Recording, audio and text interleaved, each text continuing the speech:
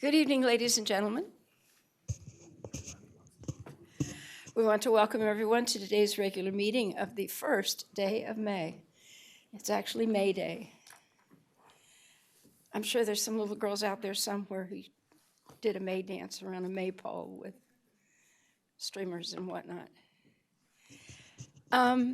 We want to welcome everyone to today's meeting and ask the city clerk to call the roll. Councilmember Gatewood. Here. Councilmember Pulapati. Here. Councilmember Terry is on his way and will be here momentarily, but is absent at this time. Vice Mayor Sander. Here. Mayor Budge. Here, thank you. Stacy, you want to read the playback and participation information?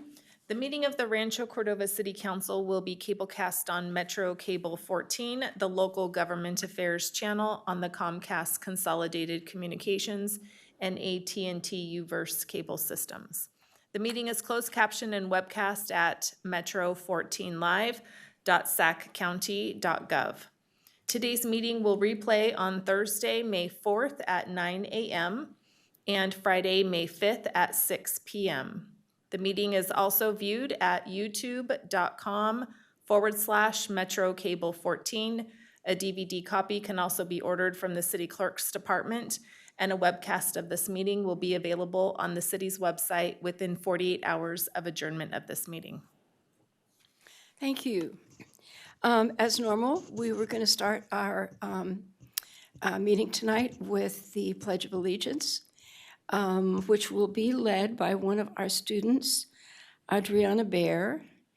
And then we invite you to remain standing for an invocation, which will be brought to us by Wayne Hart from the Church of Jesus Christ of Latter-day Saints. So please stand, everyone.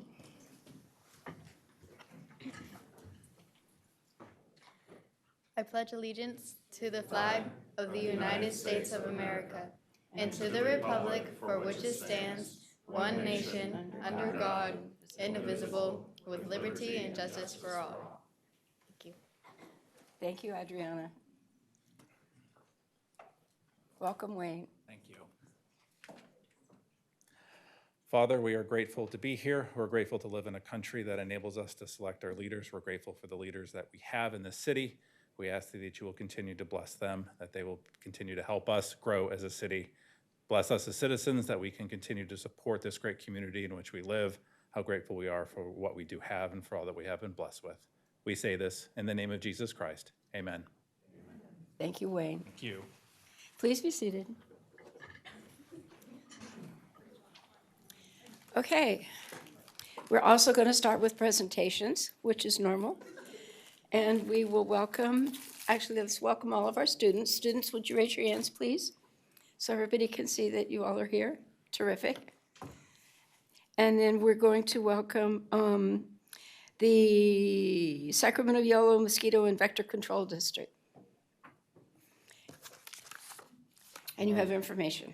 Yeah, all right, perfect, you have it. There's the clicker here, so.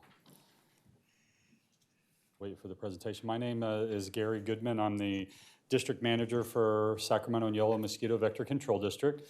And we're responsible for mosquito control in all of Sacramento County. And of course, we also have a dual county with Yolo County as well. Our main office is located down in Elk Grove, and we have a satellite office in Woodland as well. And we appreciate the invitation to come talk to you a little bit about what we're anticipating for this upcoming season as it relates to mosquitoes specifically, and of course, disease control. And so our general mission is to provide vector control to the residents of all of Sacramento and Yolo County. Our authority is given to us under the California Health and Safety Code. Our district has been in existence for almost 80 years now, and vector control has been established in the state of California since 1926, so coming up on almost 100 years for vector control districts in the state of California. And obviously our goal is to reduce mosquito abundance in and around where residents live so that they're not being bothered specifically as the weather starts to warm up for their backyard barbecues and enjoying the evening time with the delta breezes that are coming through. And then, of course, the reason why mosquito districts were formed in the first place was disease control and the protection of public health. And specifically, initially, it was malaria. Luckily, we've been able to eradicate malaria in the United States. However, we do have other diseases, and specifically one that is endemic to our area, which is West Nile virus, which is something that we see on an annual basis.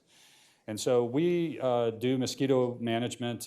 We essentially have kind of 5 components. The first is public information. We have a very active PR, public information officer that does news stories, especially the last couple of weeks. You've probably seen a number of stories on mosquitoes because we've had every channel out to our facility down in Elk Grove to do a story on the amount of water and what we're expecting for this upcoming season.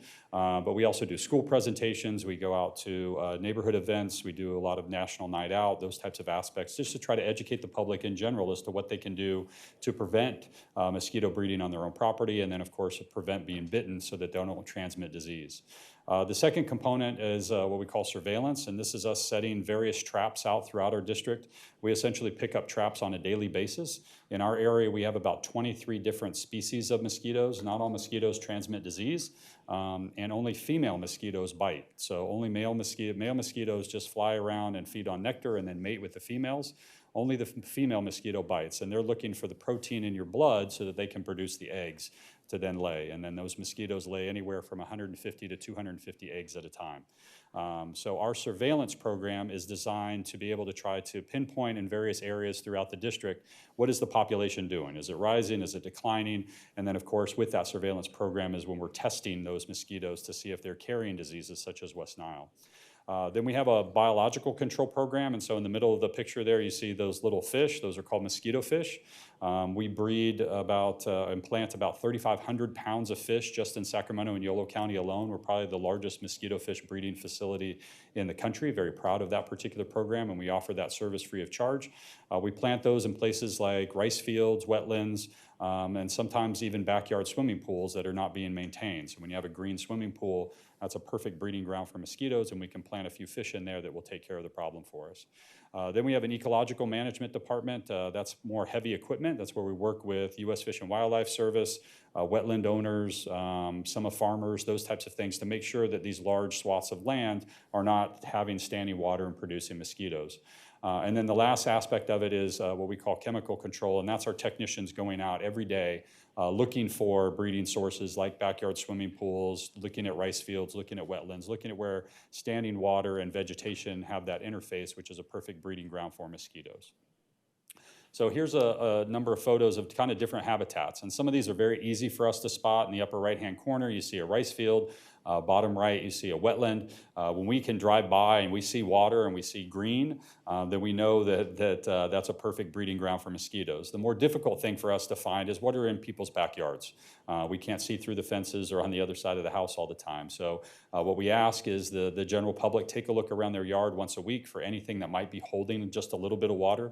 It only takes about a week for mosquitoes to go from their egg to adult stage. So especially as we start to get into our warmer temperatures here, that's when mosquito breeding is going to ramp up and when the life cycle is going to quicken. And so anything that can hold water for more than a week, whether it be a dog dish or a flower pot, the bottom of the saucer that holds a little bit of water, mosquitoes can actually breed in just essentially a bottle cap of water. It does not take that much. And so that's a big challenge for us to be able to try to see all of these kind of more cryptic sources that we have in people's backyards.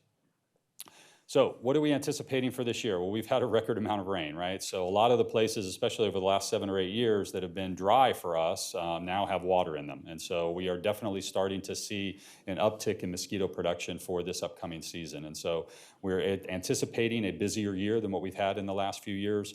And of course, we need the public's help in being able to identify where mosquito breeding may happen. And if you're being bothered by mosquitoes, give us a call. We typically come out within 24 hours, if not the same day, just to be able to try to assess, because the earlier we can catch them in their aquatic stage, in that water stage, the better off we are in terms of them not transmitting disease and biting you as an adult. And so we want to make sure that, that we're getting the education out to the general public. If you're being bothered by mosquitoes, please give us a call. Go to our website. You can fill out a service request. It can be anonymous, so you can, if you know you have a neighbor that has a bad yard or something that is still holding water, we don't need to know all the information. We just don't want to know where the location is.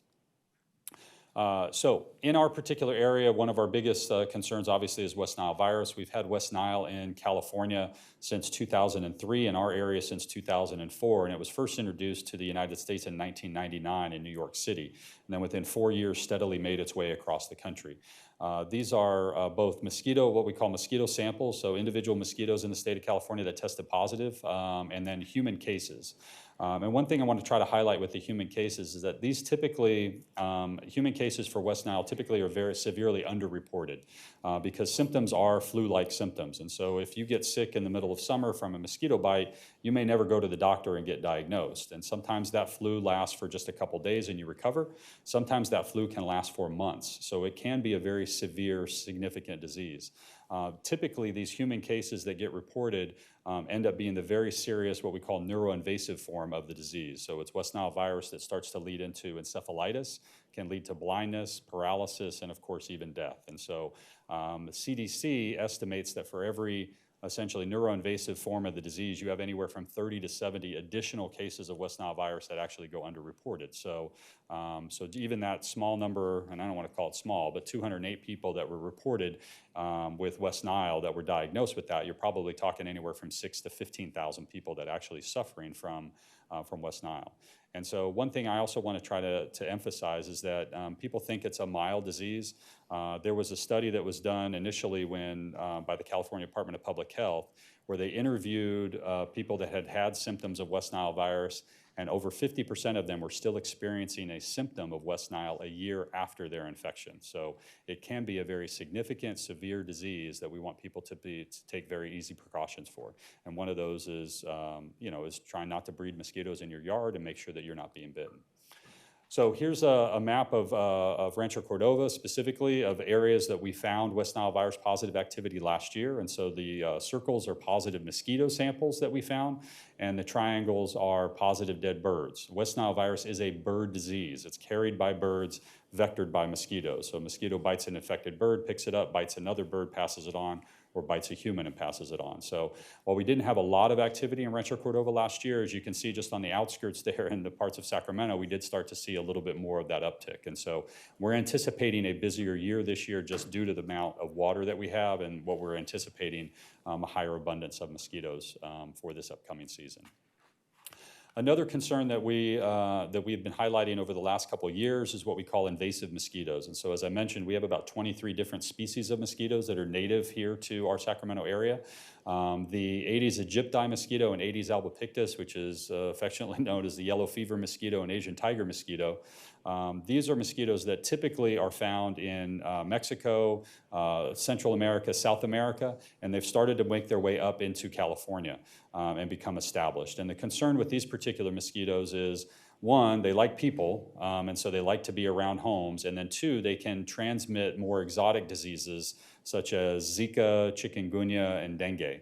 And so if we get these particular mosquitoes established in our area here, we could have local transmission of those diseases, and that's one of the long-term concerns that we have. So one of the characteristics of these particular mosquitoes is they're very stark black and white. You can see the stripes up there in the upper right, and they tend to be active more in the daytime, and that's because they like people, so they like to come into your home. So if you're seeing mosquitoes in your house, give us a call. We come out typically either that day or the very next day. We want to assess what type of mosquito that may be, and so that we can put in appropriate measures to try to eradicate them. Here's a map of where we've detected some of these invasive mosquitoes, and so you can see not quite in the Rancho Cordova area, but very close. In the Arden Arcade area, we've had a very large infestation there.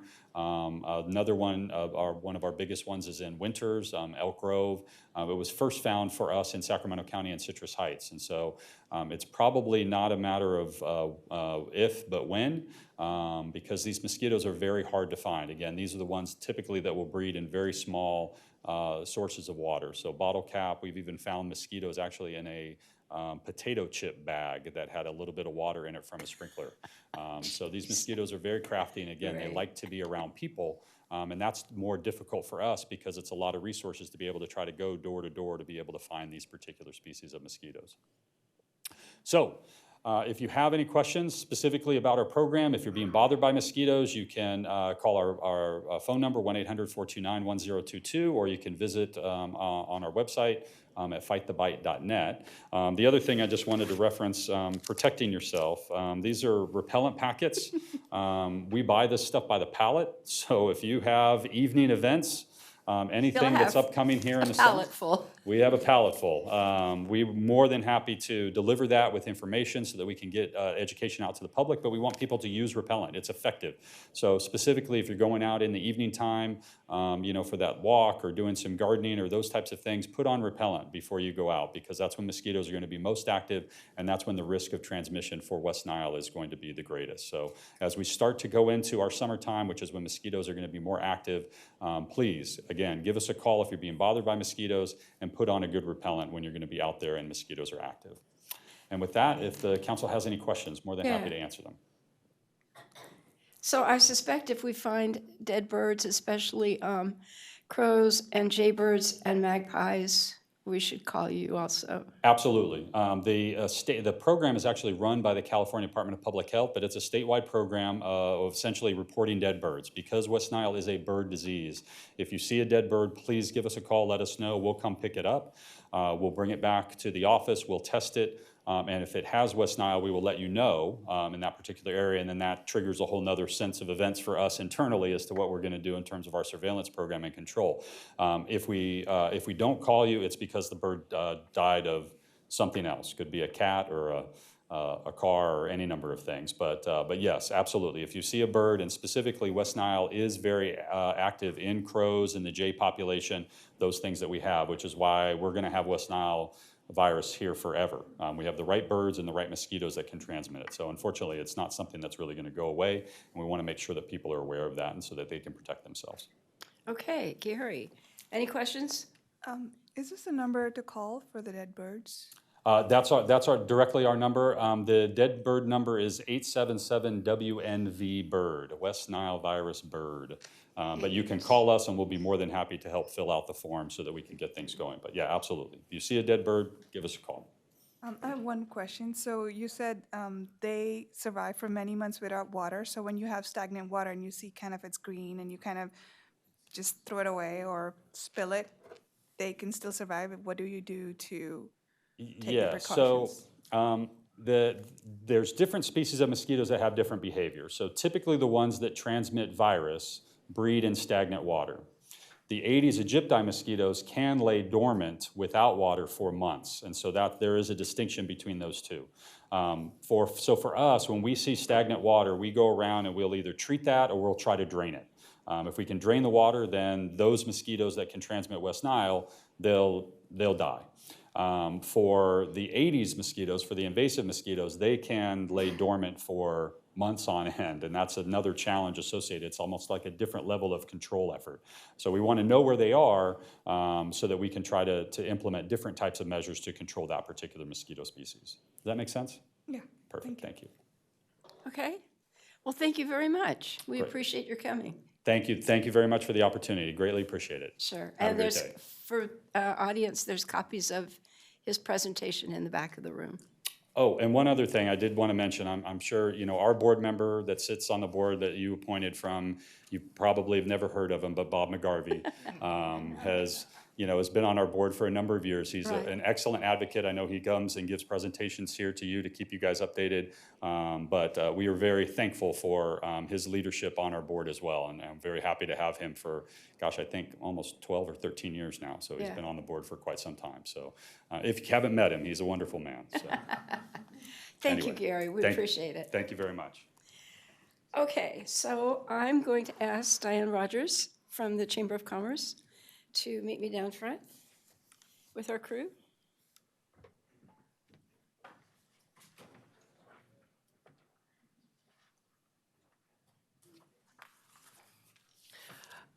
Good evening, Mayor and members of the council. I'm Diane Rogers and have the privilege of serving as the President and CEO of the Rancho Cordova Area Chamber of Commerce. I'm joined today by Christopher Taballeros. He is the owner and operator of C-Tubs Detail, a mobile auto detailing service that started in 2021. Chris, you may actually recognize him. He was, his picture with his family was in the city news this past I think the past issue, where he is a recent graduate of our Embark cohort number 1. That's the Minority Business Assistance and Recovery Kickstart Program. He, along with 10 other small business folks, had the opportunity to learn all different kinds of information about how to own and operate their small business. The reason I brought Chris up with me today is because he is an outstanding member of our chamber. He is a Rancho Cordova resident and an owner-operator, as I mentioned, of his small business, and he has some really good news to share with you. So, Chris? How's it going? Welcome, Madam Mayor and City Council. So today I just wanted to announce that I actually got selected for the Air Force One detailing team in the Museum of Flight in Seattle. Me and thank you. We'll be attempting this in July, and me and 35 members are going to be there to detail 6 planes, if I'm not mistaken. One's the Air Force One. There's a few others that's been pieces of history that I'm excited to learn about and be able to at least put my hands on something precious. Yeah.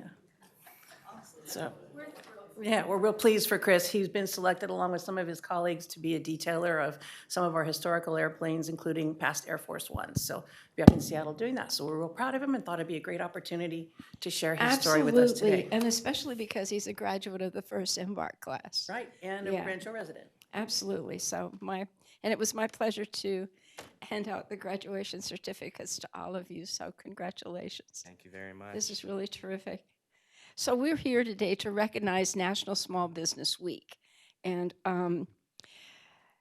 actually it's going on all over the country because it was on the news earlier tonight, and there were a variety of other cities. So National Small Business Week has been celebrated since 1963, with this year marking the 70th year of honoring and celebrating the spirit and success of small business owners like yourself. And whereas small businesses are the backbone of Rancho Cordova's business community, with 80% of Rancho Cordova's businesses comprised of businesses with fewer than 10 employees. How many people do you have? Is it just you? Just me. Whereas small business owners exhibit entrepreneurship, determination, and innovation, contributing to the city's overall success. And whereas the city of Rancho Cordova recognizes the vital role the Rancho Cordova Area Chamber of Commerce plays in its commitment to supporting small business development. And whereas the Chamber of Commerce ongoing efforts to promote entrepreneurship, foster innovation, and create economic opportunities have demonstrated a strong commitment to Rancho Cordova's business community. The city of Rancho Cordova supports and joins in this national effort to help America's small businesses do what they do best: grow our economy, create jobs, and ensure that local communities remain as vibrant tomorrow as they are today. So therefore be it resolved that the City Council of the City of Rancho Cordova does hereby proclaim this week of April 30th to May 7th as Small Business Week in Rancho Cordova, and we call upon all residents to support small businesses by shopping locally, dining at neighborhood restaurants, and using the services of small business owners here in Rancho Cordova. And I'm sure Amanda would be happy to give you a copy of the Barrel District map if you need a copy. Let us all work together to ensure that our small businesses not only survive, but thrive in the years ahead. And so we've signed that today, the first day of May, and want to congratulate you and all of your classmates and all of the chamber members. Thank you, Diane. Anything else?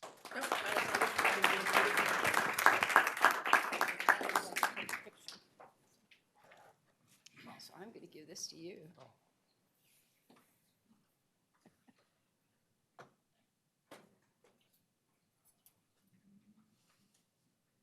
Thank you. Okay.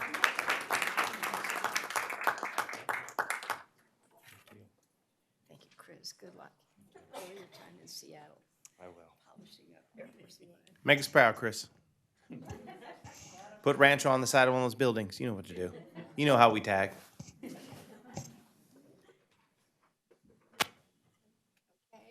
and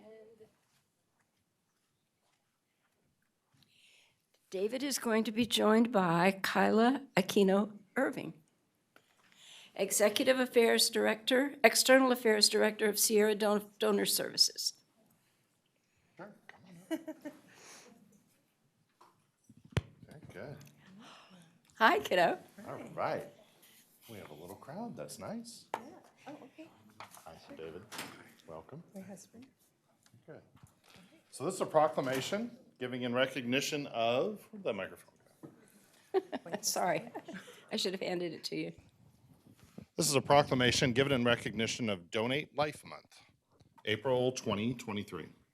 Whereas one organ donor hero can save the lives of 8 people through the donation of organs and improve the lives of up to 75 people with eye and tissue donation. And whereas more than 20,000 patients continue to wait for life-saving organ transplants on the California wait list, including 1,500 in our service area. And whereas every day, 22 people die on the wait list because of the shortage of organ donors, every year 1 million people need cornea or tissue transplants. And whereas Sierra Donor Services serves Northern California and Northern Nevada communities in the center of a dynamic, interconnected system supporting donor families, local hospitals, and transplant centers in the vital mission of saving and improving lives through organ, eye, and tissue donation. And whereas in 2022, Sierra Donor Services for the second year in a row and through a pandemic facilitated the transplant of 401 organs with a record number of heart, lung, and pancreas transplants, saving more lives than ever before, thanks to the selfless generosity of 153 organ donors and 881 tissue donors. And whereas we honor all those who have given the extraordinary gift of life through living and deceased donation, and whereas Californians can register to be donors regardless of their age or medical history, and whereas we encourage all Californians to register as organ, eye, and tissue donors on their driver's license or identification card at the Department of Motor Vehicles or online at donatelifecalifornia.org, donatelifecalifornia.org, and talk to their families about giving the gift of life through organ, eye, and tissue donation. Now therefore be it resolved, the City Council of the City of Rancho Cordova does hereby observe April 2023 as Donate Life Month. And whereas our mayor has set her hand and caused the seal of the city to be affixed this first day of May 2023. Thank you. Can I invite the council members to join us for this photo? Sure. Sure. Let me grab. We have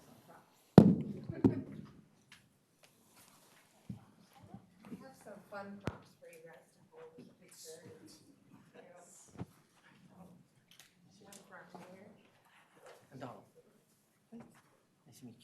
Here you go, one for you too. Thank you. You know, usually I'm the tall guy in the photo, so. Oh, this is yours, by the way. Here we go. You should have that. There we go. All right. 1, 2, 3. Got a few. So thank you. Thank you so All right. much. Would you like to say a few words? See here.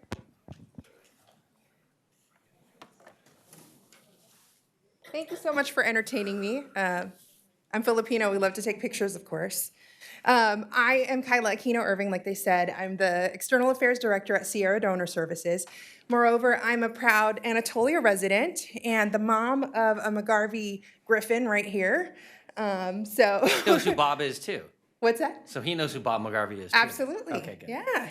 And that's my husband and my sister over there. We're all Anatolia residents.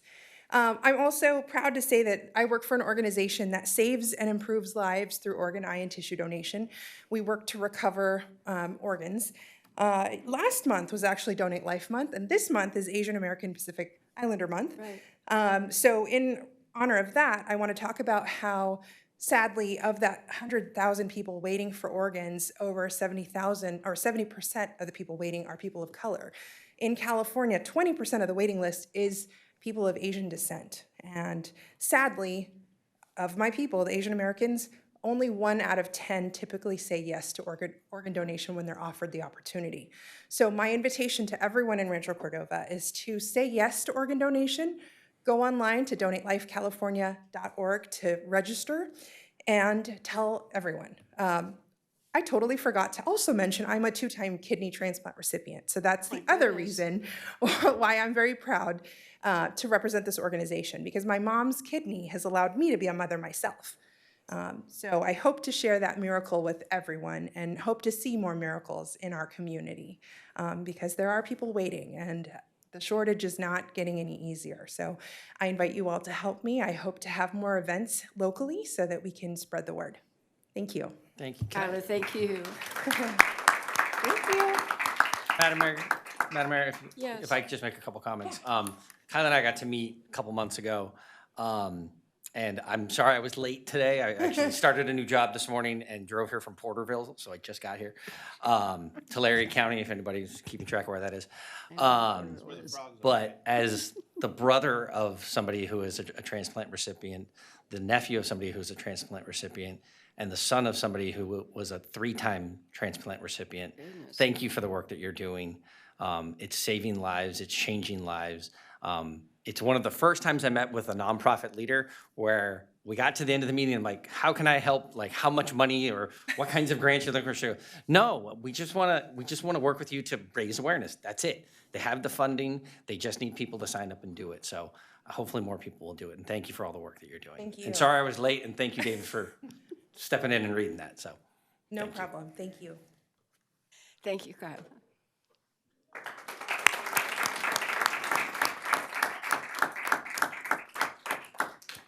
Okay, so we've come to our opportunity for public comment. The state mandates that everybody has 3 minutes to come and address the council on items not on the agenda. If you want to speak on an item that is on the agenda, then you will be called upon at the time that that item is being heard. But we would ask you to take 3 minutes, and remember, please, that we can't take action on an item that is not on the agenda, but we can certainly connect you with a staff person or schedule it for a future agenda item. So, Madam Clerk, do we have people signed up for public comment? Yes, we do. So we will start this evening with Troy Fennell. Following Troy will be Kate Crawford, Sarah Malone, James Garcia, and then I will state additional names. Thank you. Welcome, Troy. Good evening, and thank you for letting me speak. My name is Troy Fennell, resident of Stone Creek. On the City of Rancho Cordova website, you have new businesses and projects, and your opening project reads as this. The City of Rancho Cordova is an emerging urban center with a small-town feel. Several new businesses continue to select Rancho Cordova as their home, making us one of the largest employment centers in the region and continuing to expand our workforce of 65,000 plus. In addition, many new projects are also coming to Rancho Cordova, from infrastructure improvements to new civic amenities. Explore new and coming soon businesses and projects in Rancho Cordova below. Below you have listed Dutch Brothers, KP Bakery, Raise the Roost Chicken and Biscuits, Sunrise Indian Market, Sacramento Creative Studios, The Karen Kitchen, Breezy Wear Clothing, Capriati's Sandwich Shop, Drink Easy Craft Winery, Grocery Outlet, Handel's Ice Cream, Kids Empire, and the KP Bakery is now open. What I'm finding unusual, there's no bragging about the future warehouse development and all of the wonderful traffic that's going to come to us from the semis. It's my understanding that Elliott, Germany, and GLP are requesting an automatic extension of the development agreement. I'm here tonight to ask you, please, please do not give them the automatic extension. Your constituents have brought safety concerns before you. We've given you legal references.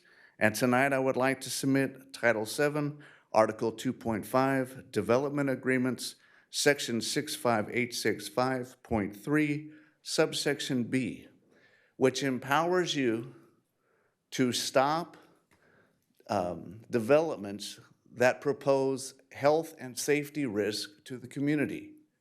We have told you the old environmental studies are out of date. They aren't measuring particulate exhaust from the diesels. We have health and safety concerns for our children in the nearby school and the nearby parks. Please stop the process now. Don't be afraid of lawsuits. Take advantage of this legal opportunity that you have to force the project to delay until all of the appropriate actions can be followed. And we, as the constituents, know that it's going to be healthy and safe for us to still reside in this community without the fear of trucks. Thank you. Thank you, Troy. Next. Kay Crawford.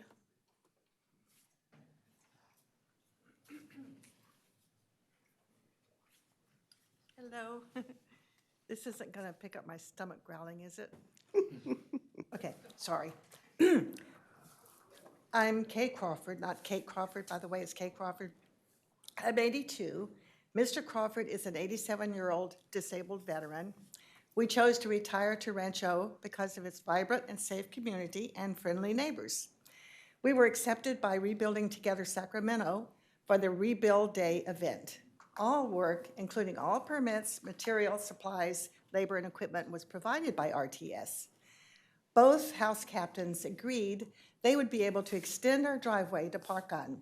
This is imperative to accommodate Mr. Crawford, who is handicapped. Bob has to use a walker and is unable to walk far. He has been taken to the VA hospital several times from falls getting in and out of the car. At times, I had to call on neighbors to help pick him up. He's heavy. Also, theft is on the rise, and off-street parking is important.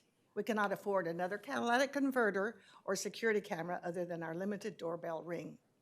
Now, for the reason I'm here, we received a notice of violation that stated vehicle parked on lawn, other unimproved service areas of the property, and other red Nissan parking on gravel. RTS didn't just deposit a load of gravel next to the driveway. This all-day project took planning and skill and several volunteers who put a lot of preparation into the construction of this 48-inch wide parking pad. The best material available, including layers of mixed gravel, sand, and other material, was wet down and skillfully compacted several times to form a solid, stable, and durable road surface as an alternative to concrete. I contacted the city clerk's office and sent research materials such as I'm going to be giving you tonight, and pictures to Delisa, love that name, Verdon, who told me the driveway extension was considered part of landscaping and said I must have misunderstood RTS. She firmly stated, "You cannot park on the gravel." I asked why, and she said, because gravel could go into the gutter when it rains. Repeating, "You cannot park on it." RTS constructed a professionally built pad for parking, and I am appealing to you, the members of the City Council, for permission to park my little red Nissan on this newly constructed driveway. It is not uncommon for many homes to have gravel driveways. Gravel is an accepted natural, universal, and integral component of many road surfaces. A gravel driveway is an attractive and inexpensive addition to any home. They last longer than paved driveways and are more environmentally friendly. Rain and snow are absorbed into the ground beneath the gravel that helps to prevent runoff and minimize risk of flooding. Thank you for listening to me. And 6 seconds left. And I gets to you? Okay. So I think the city manager might have a staff member that might want to talk to you about this. Who's talking? Sure. Over there. I am, Oh, hi. but that's okay. I think maybe if we talk to somebody in Public Works or somebody else, Mike, I'm not sure who, but considering this is a project that we likely funded? Correct. Yeah, okay. Okay, Thank you. Thank you very much. I have pictures of Mr. Crawford. It's not needed at all. It's not needed. You probably want to share actually with the gentleman who just walked into, nope, ma'am, trust me, the guy in the back there that's waving to you is who you want to give those to. Oh, Okay, thank Thank you.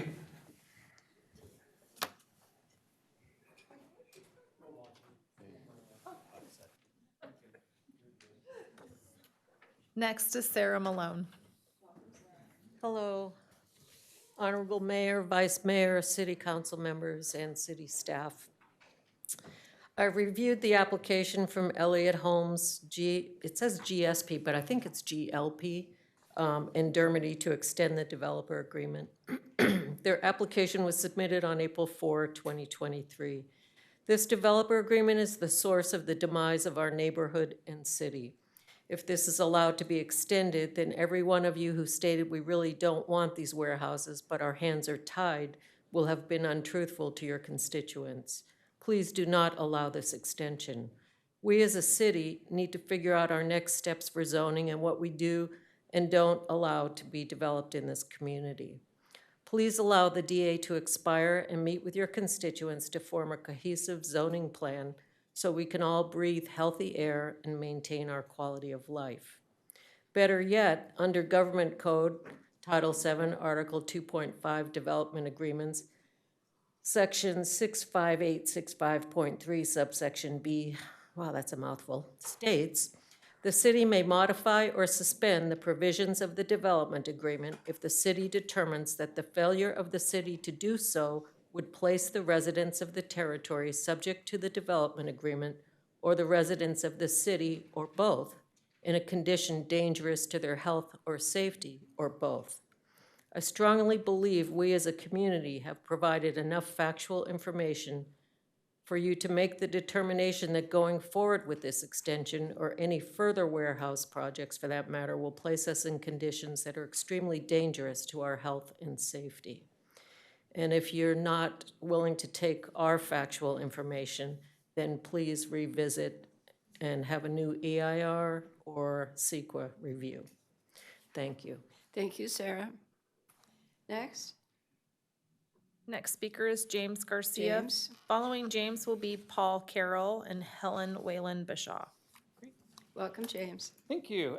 City Council and City Manager. I'd like to take this opportunity to let it be known that Elliott Homes has put in an application to extend the Villages of Zinfandel Development Agreement beyond what the city believes to be the termination date in June of 2023. All of you have stated that you do not agree with the current land uses for several projects currently submitted for major design review, but your hands are tied due to the current development agreement. This is your time to act upon that statement and not allow for any extensions to take place. You know by now that many residents do not agree the development agreement is in force based upon state code for newly formed cities that limit an inherited development agreement to a maximum of 15 years. Yet you are basing your decisions off of a development agreement that has been referenced past the 15 years. Your hands are no longer tied if you deny any extension to the development agreement. Your actions taken reflect upon your true feelings about these projects. The applicant does not have any rights to extensions, as it is not an automatic free pass for the lack of fulfillment of an agreement long since expired. So now is the time to actually act. Don't allow a development agreement to take place any longer than you've already allowed it. Should have ended back in 2018 after 15 years of incorporation. That's 5 years past its prime. Same time, other cities are taking the opportunity now to truly define what these really are. They're fulfillment centers. They're rezoning everything. Look at Morgan Hill. They stopped having Amazon warehouses built next to the residential neighborhoods by redesigning it. By this developer agreement being ended, there's no reason you cannot go back to the drawing board, reclassify what these monstrosities are, and properly protect your citizens. Thank you. Thank you, James. Welcome, Paul. Good evening, Mayor, City Council members. I'm not going to talk on future development agreements, but in fact, want to just call your attention to the letter from the Friends of Swainson Hawk dated April 24th, which deals with the past development agreement.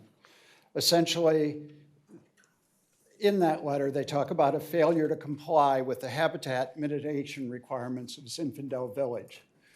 In the 1998 EIR, it was recognized that there was Swainson hawk foraging in the entire 840-acre Elliott development.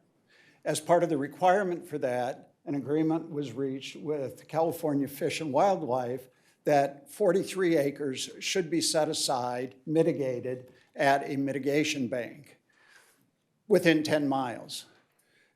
Elliott came back and said their Clay Station mitigation bank, which is a conservation easement, had upland area that was available for Swainson hawk foraging. And in 2001, California Fish and Game essentially said that would be an acceptable alternative. I have made public record requests. Swainson hawk, friends of Swainson hawk have made public record requests.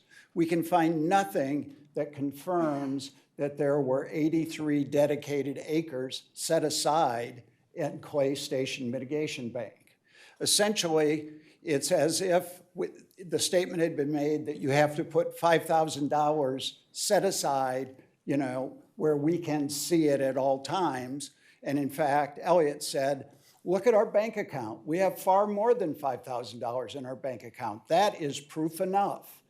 All we are asking for in order to see compliance is proof that that 83 acres at Clay Station has been set aside and dedicated to Swainson hawk and will not be resold or repurposed, or something from California Fish and Wildlife that says, in fact, the conditions we set in 2001 were met.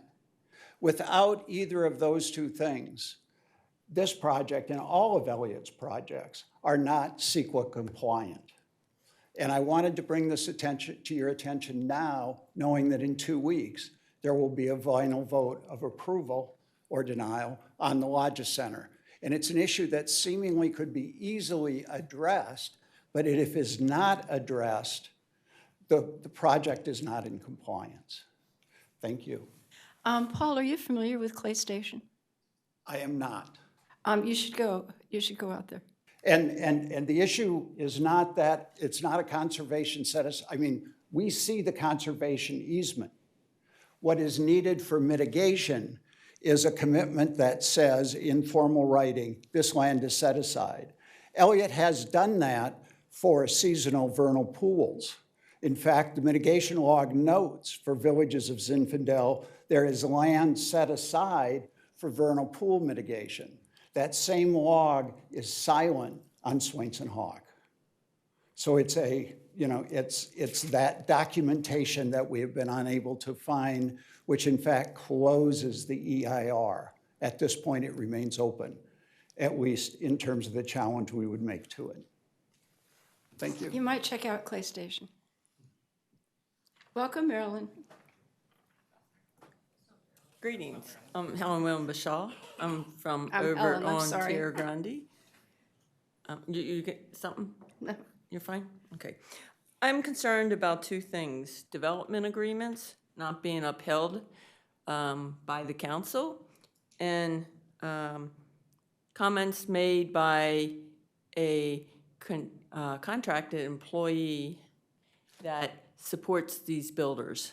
I thoroughly support what the people in Stone Creek are doing, because I see the same thing happening in another part of Rancho where you have blind eyes to developers or people who have had money in the past and want to do something with land that goes against the environmental protection. Once you screw the environment up, you screw future generations. You affect climate control, and you deprive our youth, future youth, from seeing wonders that nature has put into place. I believe that a few meetings ago, there was a vote, and the attorney said, favored the developer over the residents. We pay your salaries, we pay the bills, and anybody that sues the city, we pay them too. So I think you need to follow the agreements, these development agreements. Elliott is trying to add additional time that they lost by expanding past the 15-year mark. Anything you do afterwards, I feel you're opening the city for litigation.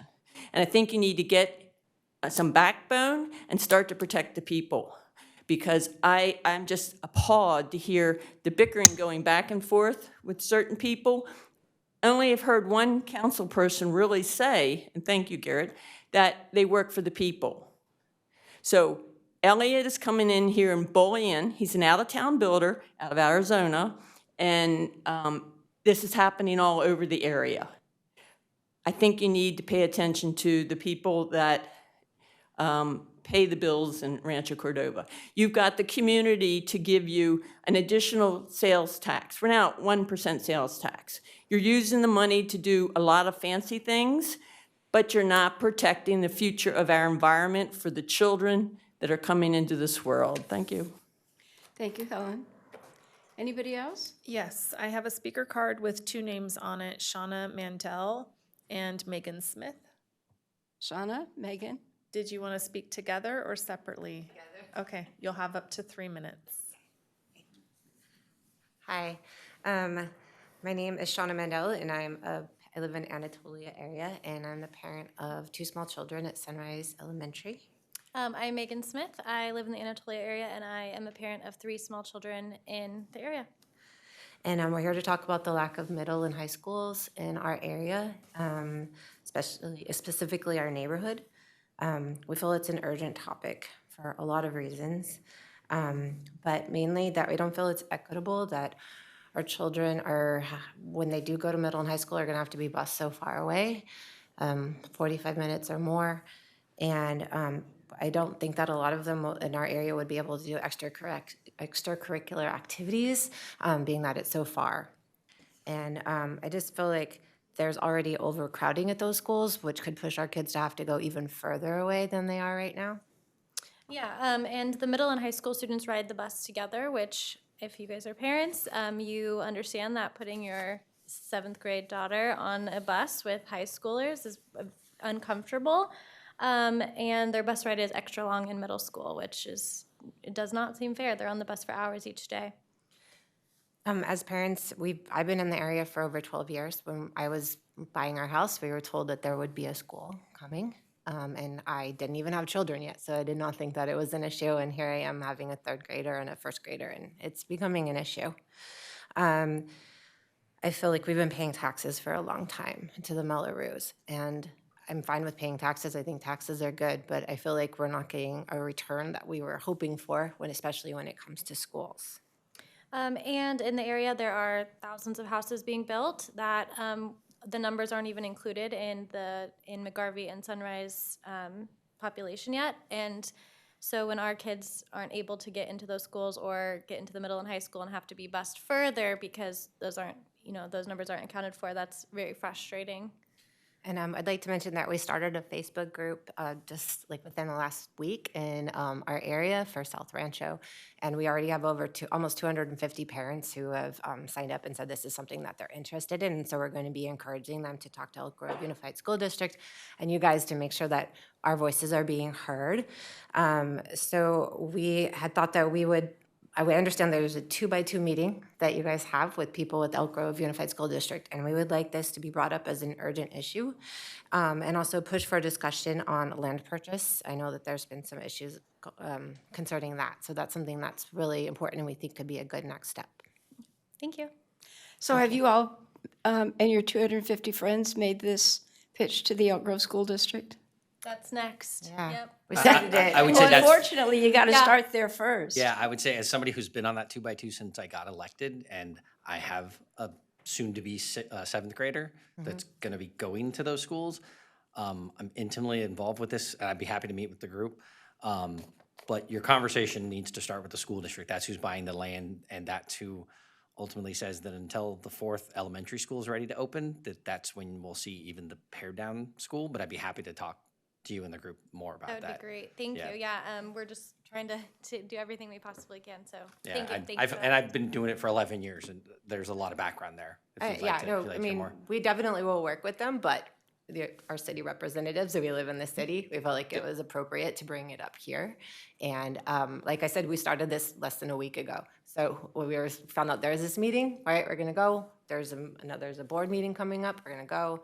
We're just gonna start trying to get parents to have their voices heard and make sure everyone realizes it's an issue, not just a couple of parents complaining on Facebook. It's definitely not a couple. And Yeah. I've been hearing it since kids that are now One. in college that that's- we're expecting it too. That's really So. unfortunate. And let me say that in the 2x2, we make it a priority to talk about this. That's always my number one question. When is the middle school coming up? When's the high school coming up? So we discuss it at every 2x2. And we definitely need more voices to be heard. So Thank you so much. Donovan and I will be reaching out. And, I'm sorry, go ahead. Feel free. Awesome that you showed up.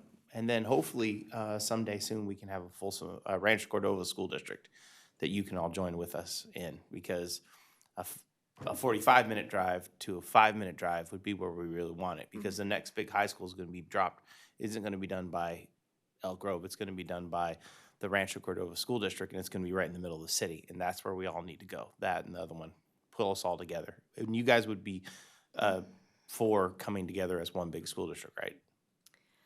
I mean, I can't speak for everybody, Yeah, but I can speak for, yeah, I think that would be definitely an option. Yeah, I don't know if that's. Love to come talk to your group. Thank you, thank you. Can I ask one question, though?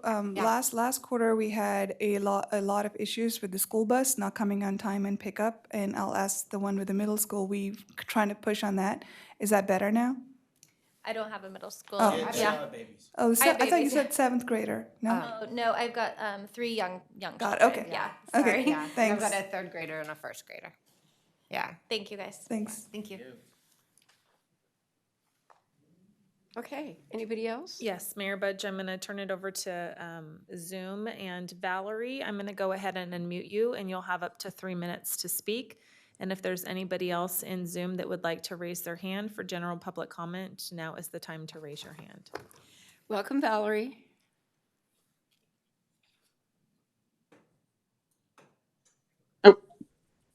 Now can you hear me? Yes.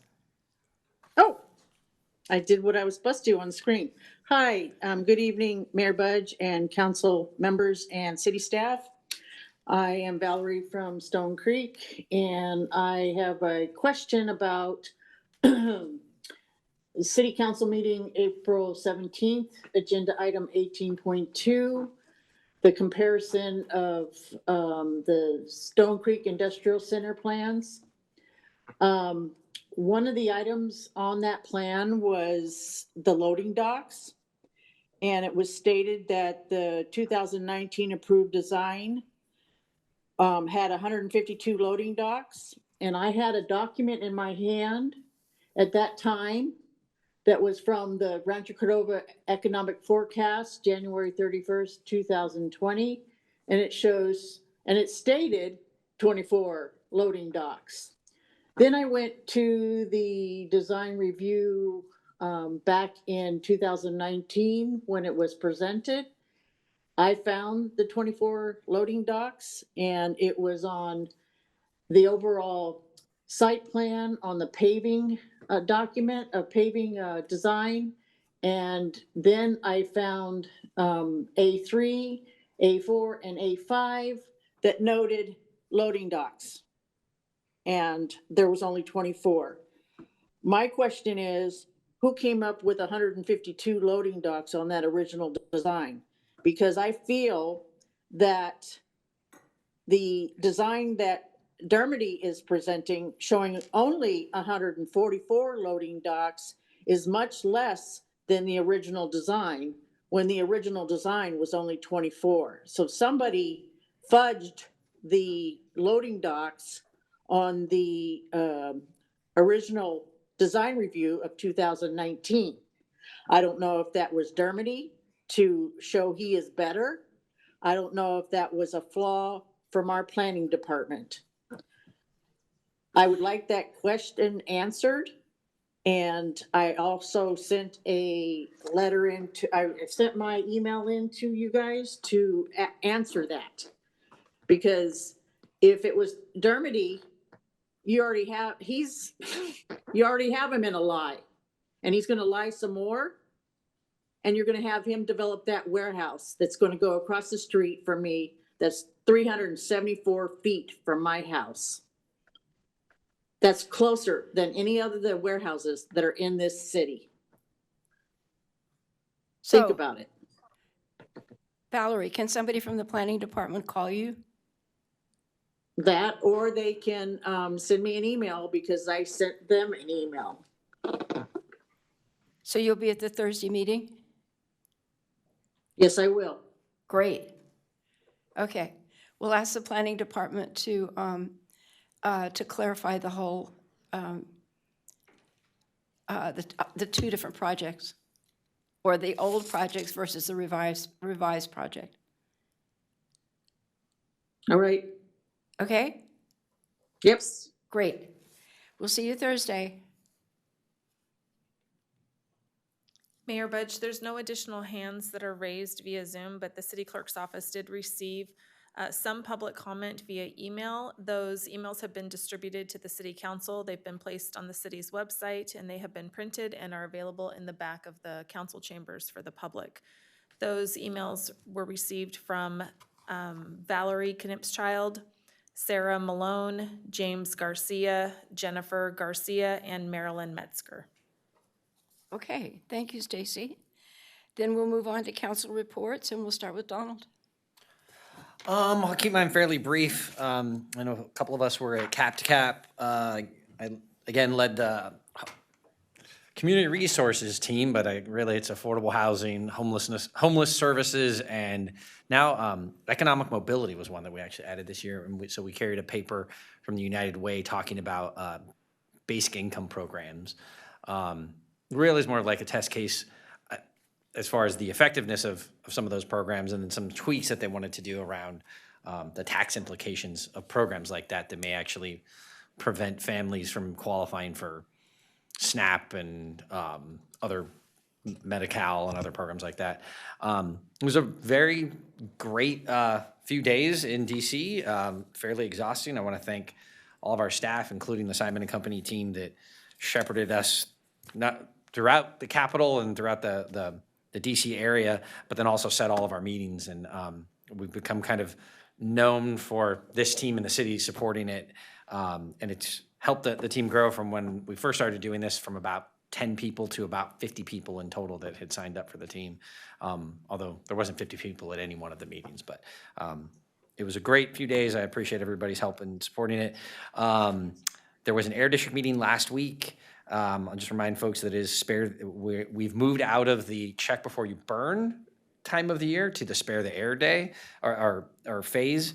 So make sure that you can check to see if it's a healthy air day. And also, I would just encourage other folks, and I'm going to say this out loud, and I don't know if the city still has any supplies, but there's still only a limited number of purple air monitors. I know that some of us have them at our homes. But if you're interested in signing up for that, either contact the city or contact the Air District. I still think that there's more of those monitors that are available. And if you haven't noticed, even this time of the year and even during the check before you burn times, you'll actually see purple air used, especially on smoke days, used by actual local weather reporters and talking about the air. So they won't just rely on spare the air stuff and the traditional monitoring stations that you see. That I think there's 7 or 8 in the county. They did launch one over the weekend. Unfortunately, I couldn't attend. I was at Little League games, but there was a launch of a new mobile air quality facility or monitoring station that's going to be moved across the county into different areas as well, and they got specialized funding for that. So that happened over the weekend, but I wasn't able to attend. I think that's it. I don't think we've had a 2x2 since the last meeting of the 3 or 4 that I think I'm on. And there's been some conversations, just very preliminary, I'll say, at STA around a potential another Measure A attempt of some sort. And there's a small working group, but I know that was a citizen-led initiative the last time, and likely it would be as well. But surprisingly, the STA has to come up with kind of the nuts and bolts of how it works before it actually moves into a citizen initiative, and somehow kind of the same reason that STA had to actually end up voting on the citizen-led initiative final version for the last ballot initiative. So those conversations are still in the works. I don't know where the polling's going to land, and I think we've had the two best polls in the last 4 years is we put it on the ballot and it's failed. So I don't know where the next steps are with it, but that's pretty much it for now. Thank you, Donald. Garrett? I just want to say congratulations to Jacob and all the band members. They went to Disneyland and they took first in big band. So I got to hear hours and hours of band music. And what the one thing that caught me up is they're really good. So I came from a different band experience where it was like a lot of squeaks and, you're like, oh, that's nice. You guys can blow into things. This is like people that are playing like high-end music and you're like, are you sixth graders? Because you can't even tell they're making mistakes. Like you hear an instrument, you hear the mistake. You don't hear mistakes with these kids, and they're all sixth graders. And they're all like trying to beat each other, and like it's not like who plays the best. It's more like, oh, did you hear how they interpreted the music? And I was like, no, I was just listening for the squeak and glaring at my son the whole time. Like, nailed this. That was it. Thank you. Congratulations, Garrett. Siri? Thank you. So I attended Cap to Cap also along with many from city staff and Councilmember Donald Terry. I was part of the civic amenities group, and I got to see, how you can activate commercial building rooftops that could attract more businesses, like you could have entertainment venues, and how you could revitalize commercial rooftop buildings. Another place that I did attend when I was in DC was I got to be in the air quality team, and because it's on top of my mind with the transportation sector, is a big source of air and climate pollution, and I got to see that there are new and growing federal investments, in how we can have cleaner transportation and sustainable mobility. And I know we have a presentation after this, and they'll also talk about some parts of transportation in the CAP. Let's see. I also attended the Sacramento Hispanic Chamber Salute Awards Gala. This was at Cesar Chavez Plaza, and they celebrated annual business awards, and it was a really beautiful day and a fantastic event. I also kicked off the American River Parkway Half Marathon. This is a big it's nearly 16 years that's been happening. It's a springtime tradition, and I think 100% of these funds go to the American River Parkway, and Rancho Cordova is one of the proud sponsors for this event. I think that's pretty much that I had in the last 2 weeks. Thank you, Siri. David? Thank you, Madam Mayor. I know several of you were planning to be out of town for Cap to Cap. I'm sorry you couldn't make that trip, Madam Mayor, but Albert and I had a whole plan in place for when everybody was gone, and it was just he and I left standing. So we're going to encourage you guys to travel again so we can implement the plan. But I feel like this is an episode of, what was the name of it? Was it Last Survivor? Oh, really? With what's his name, where he was like the ag secretary and all of a sudden became president? Oh, yeah. The lone survivor or something like that. Designated survivor.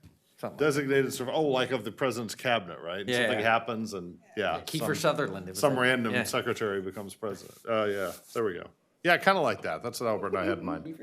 Anyway, Cordova Community Council going strong, had Kids Day last Saturday. I was unfortunately unable to attend due to other events, but I saw the setup, and I saw lots of photos come from it, and I got a report back from Community Council that it was an outstanding and record-setting day. So it's really nice to see our events back post-pandemic and getting bigger and involving more. That, of course, is like the region's premier kids event. It's really cool to see it happening here in Rancho Cordova. So kudos to the Community Council staff for pulling that off. I'm wearing St. John Vianney track stuff today because I used to be a regular coach there. Now I'm only a sometimes coach there.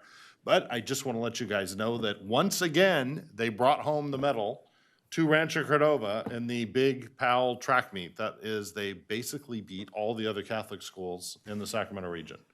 So congratulations to SJV on that big win.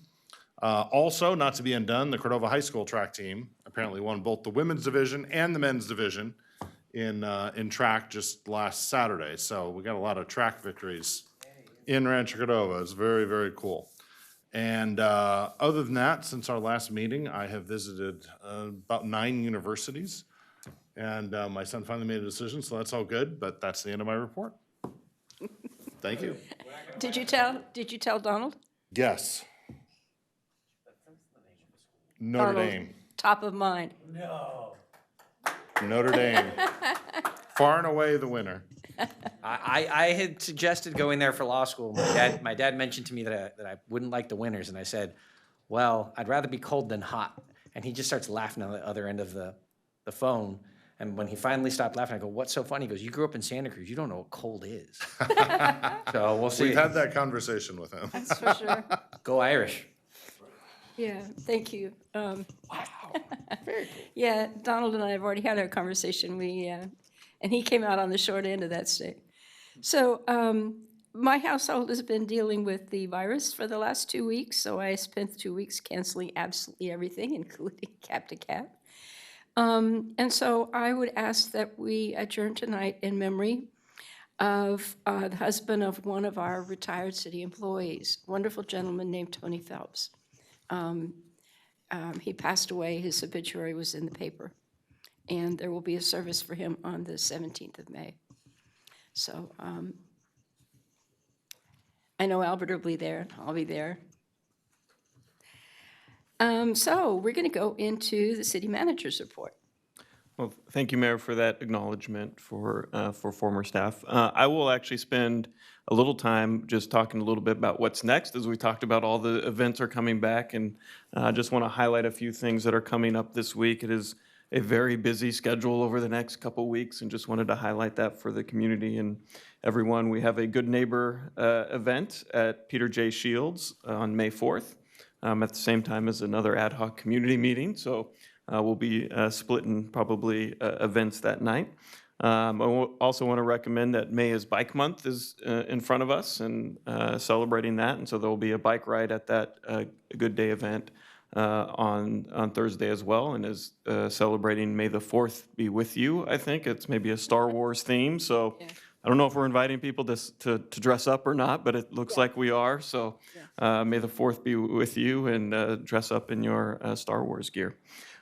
Just as a reminder, we also do have a couple events this weekend happening Saturday and Sunday as a bike ride for event that will take some of our local city streets here offline.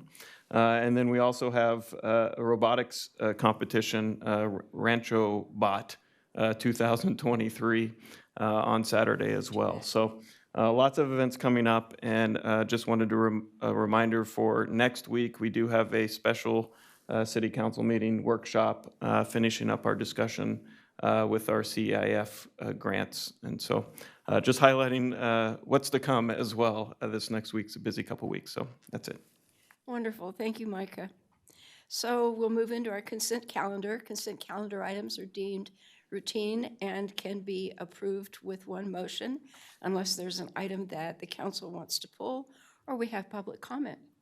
So I'll ask if we have any public comment. The city clerk's office has not received any public comment for items on the consent calendar, and there are no hands raised in Zoom. So does anybody want to pull anything from 9.1 to 9.5? Are we ready for a motion? So moved. Second. Thank you. Stacy, call the roll, please. Councilmember Gatewood? Aye. Councilmember Terry? Aye. Councilmember Pulapati? Yes. Vice Mayor Sander? Aye. Mayor Budge? Yes, thank you very much. Moving into the consent public hearing item. Stacy, you want to read the title of 10.1? Sure. A resolution declaring a protest hearing and authorizing the mailing of property owner ballot relating to the imposition of the annual stormwater utility fee for the North Point project. Thank you. So it's a public hearing, so I'll open the public hearing and ask if anybody came to speak to that item. The city clerk's office has not received any public comment for the item on the consent public hearing calendar, and I do not see any hands that are raised in Zoom. Okay, then we'll close the public hearing and ask if we have a motion for 10.1. So moved. Second. Thank you. Call the roll, please. Councilmember Pulapati? Yes. Councilmember Gatewood? Yes. Councilmember Terry. Aye. Vice Mayor Sander. Mayor Budge. Yes, thank you very much. All right, we have no public hearing, no normal public hearing items. So moving into our regular calendar items, we have 12.1, if you'll read the title. Presentation of the draft climate action and adaptation plan. And we'll ask staff, welcome Stefan. Good evening, Mayor and City Council. My name is Stefan Heisler, Housing Manager for the City of Rancho Cordova, and also Project Manager for our Climate Action Plan. Also here tonight, help present this item are our consultants from Ascent Environmental, Andrew Martin and Honey Walters. The purpose for tonight's meeting and presentation on the draft cap is to bring you into the loop on all the work that we've been doing for the last couple of years, bringing all the data to light on our emissions in the City of Rancho Cordova, as well as the contents of the draft plan, including mitigation measures to meet a target. And Andrew will go into a lot more detail on that. As well as we want to receive your City Council input this evening on the draft measures in this plan, kind of where changes might be needed or desired, or emphasis, or more or less emphasis to be placed, as well as to discuss next steps, talking about our future next steps to complete the plan, as well as a little bit of thinking about implementation into the future. So some of the city objectives for doing the climate action plan, it is an optional activity, and it is our first climate action plan, but it is kind of consistent with what a lot of other jurisdictions in our region are moving towards, which is reducing our city's fair share of climate change causing emissions, also looking at increasing resilience to existing and future climate hazards through our adaptation plan. It will establish a citywide strategy and a guide for future decision-making around activities and looking at climate mitigation, and includes elements of a CEQA qualified plan. And the CEQA qualified plan includes streamlining the environmental review process for new development, which can be sort of a positive or a plus for new development proposals, as well as standardizing actions to reduce emissions across new development, coordinating them around a sort of a centralized city strategy in the climate action plan. And then finally, supporting affordable housing production to meet market demand. So I'll kick it over to Andrew. I'm going to pass the clicker as well.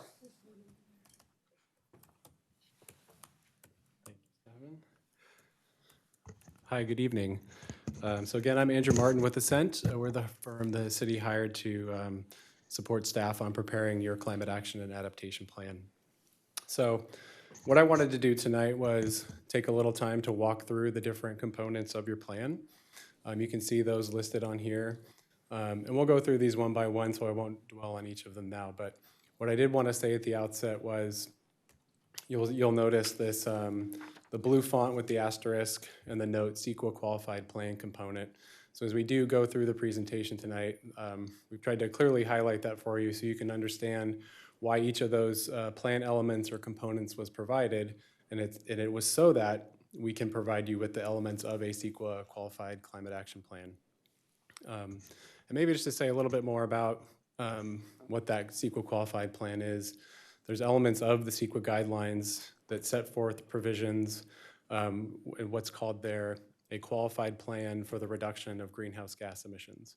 And when an agency has adopted such a plan, when future projects come through the CEQA environmental process at that agency, if they're able to demonstrate consistency with that qualified plan, then when that project needs to analyze its greenhouse gas emissions under state environmental review procedures, if it's able to demonstrate it's incorporating the measures from that plan into its project, it has a streamlined pathway through the CEQA process for that topic area. So I understand that's a little bit technical, but I did want to provide kind of a good overview of the purpose and the components of that qualified climate action plan. So let's start going through the different components of your plan. So the first thing we do that we need to do is understand the existing activities and sources that are contributing climate warming greenhouse gas emissions within the city. We call that a greenhouse gas emissions inventory. And you can see here the main sources of emissions in your community. And to be clear, This is community-wide, so these are residents, these are businesses. This is the activity occurring within Rancho Cordova. And the main takeaway for you is that approximately 94% of all emissions in the city, they're coming from 3 activities. Number 1 is on-road transportation, and that's referring to basically vehicles, cars, driving around to and from the city it could be for economic reasons, commuting to work, running errands, taking children to school, those kinds of activities. And that's about 62%. And then the remaining 32% is divided between the uses of energy within buildings, and that's residential and non-residential are the 2 categories you can see on your screen. So heating and cooling space, energy for appliances, those kinds of uses of energy. And then the second element of your plan is doing an analysis of similar information, but projecting it forward into the future. And we actually do 2 different projections into the future. Number 1 is what we refer to as business as usual. And that is the solid black line on your slide with the upward trajectory. And what that is showing us there, that is showing population growth, job growth, and the related growth in vehicle miles traveled, energy use and other activities, and showing that if no action were taken to address those emissions, that's the trajectory that emissions would be on. They would continue increasing for the foreseeable future. The next analysis that we undertake is understanding, well, we know that's not the case. We know there's not no action being taken. In fact, we know at the state level, the federal government level, even locally with SMUD, there are actions that have been adopted that are in effect, that are already addressing activities and sources within your community, and those are lowering emissions. So we do an analysis there to understand, before we talk about any actions or efforts that would happen at the local government level, let's take a look at what's already taking place. And so what that tells us is that in the year 2030, as a result of those actions, emissions are about 37%, or would be about 37% lower than they otherwise would. And then out to 2050, that's about 46% lower. Moving on, a third required component of your plan is setting targets for the reduction of emissions. And so you see here one for 2030 and then a goal for 2045. And what this slide is showing you here, well, let me take a step back. In setting these targets, what we do is we look to the state's target and goals for reducing statewide emissions and then align those for your community. And so that gets us to targets of 36% below 2019 levels in 2030, and then to align with the state's 2045 goal, 81% below 2019 levels by 2045. So moving on, yet again, now let me actually return briefly to that slide. It's important to highlight here that essentially the fact that you've got your target levels and you've still got the emissions, the color bars above the target levels, that tells us when we're putting the plan together that additional actions are needed if those targets are going to be attained. And that's where we start looking at what are the potential measures that can happen at the city government level to further influence emissions and achieve additional reductions. And so that's the next step in the planning process and putting together your climate action and adaptation plan. And so first and foremost, in putting the strategies, and I'm going to walk through the main strategies and measures for you on the next few slides. And this slide's kind of telling us sort of the scope of the analysis that we conduct. And the first thing we did is look to the community engagement activities that were performed during the first approximately 18 months of the project, and really incorporate that feedback into the types of measures that we're developing. And then number two, in this world of reducing greenhouse gas emissions, there are a lot of different things that can and could be done to reduce emissions, but not all of those kind of fall under the parameters of a city government. So we're really focused on where does Rancho Cordova as a municipal government have either the legal authority or other ability to influence those sources of emissions and those activities that affect greenhouse gas emissions within your community. So the kind of the lower bullets on your slide here, just to give you an example, really kind of the spectrum of opportunities when we look at identifying measures to reduce emissions. So, and they're really kind of from in order from maybe from a requirement, requiring something to happen, and then as you move down the list, moving more towards encouragement and support, providing information to help folks change behavior perhaps. And so here kind of the summary of what the measures we've put in your draft plan are able to achieve. And then on the next slides, we can go through some of the details of the different ones. So first and foremost, the plan you have before you, it would achieve that 2030 target of reducing emissions 36% below 2019 levels.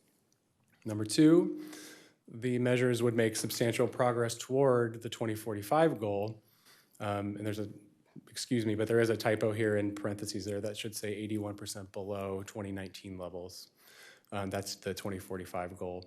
But the measures in your plan would get substantially the way there to 67% below that amount by 2045. And then also important to take away is that the primary focus of the measures that are achieving reductions, it corresponds to the earlier slides we looked at when we looked at the source of emissions. So we talked about how transportation, building energy are approximately 94% of all emissions in the city. And so where we're showing reductions correlates with that pretty closely. So in 2030, and then solid waste also plays a relatively smaller but also important role in the reductions we're showing in your plan. So in 2030, those three focus areas, that's 95% of the reductions. And then similarly by 2045, it's 97%. So while there are more comprehensive set of strategies and actions in your plan, the real substantive reductions are coming from these core areas. So now I'll spend a few slides kind of going through these three, the results for these three main sectors. So number one is the on-road transportation sector. So here the primary focus is really two-pronged. Number one, there are measures supporting a transition to electric zero-emission vehicles. And that's really focused on ways that city government can provide the charging infrastructure needed to help with a rollout and a conversion to a zero-emission electric vehicle fleet. And then in addition to that, there's also strategies aimed at not the fuel behind the amount of driving that's happening, but behind the amount of vehicle travel itself. And so there are measures in your plan centered around improved and additional infrastructure to support walking and biking, support for additional public transit service areas, additional public transit frequency, those kinds of measures that affect the amount of driving.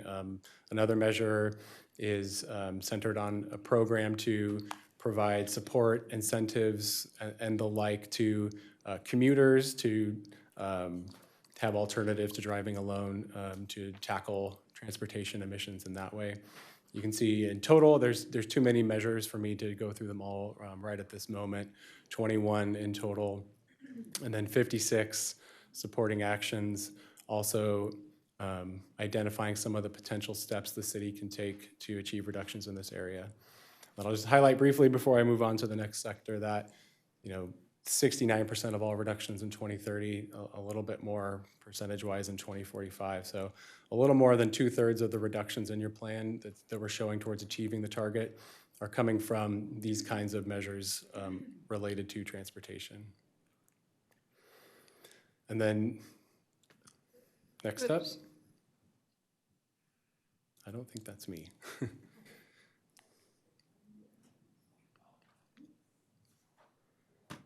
I'll try to keep going. You shut down the system, hacker? Okay. Funny because on ours you can still see it. Yeah, I'm connected. Okay. All of the audio.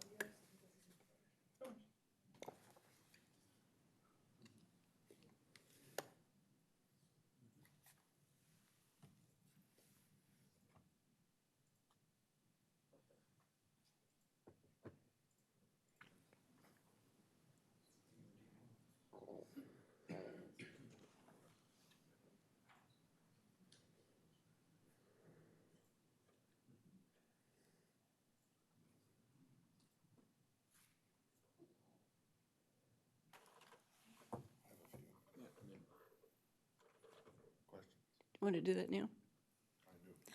Are we there? Yeah, we're back. Okay. Okay.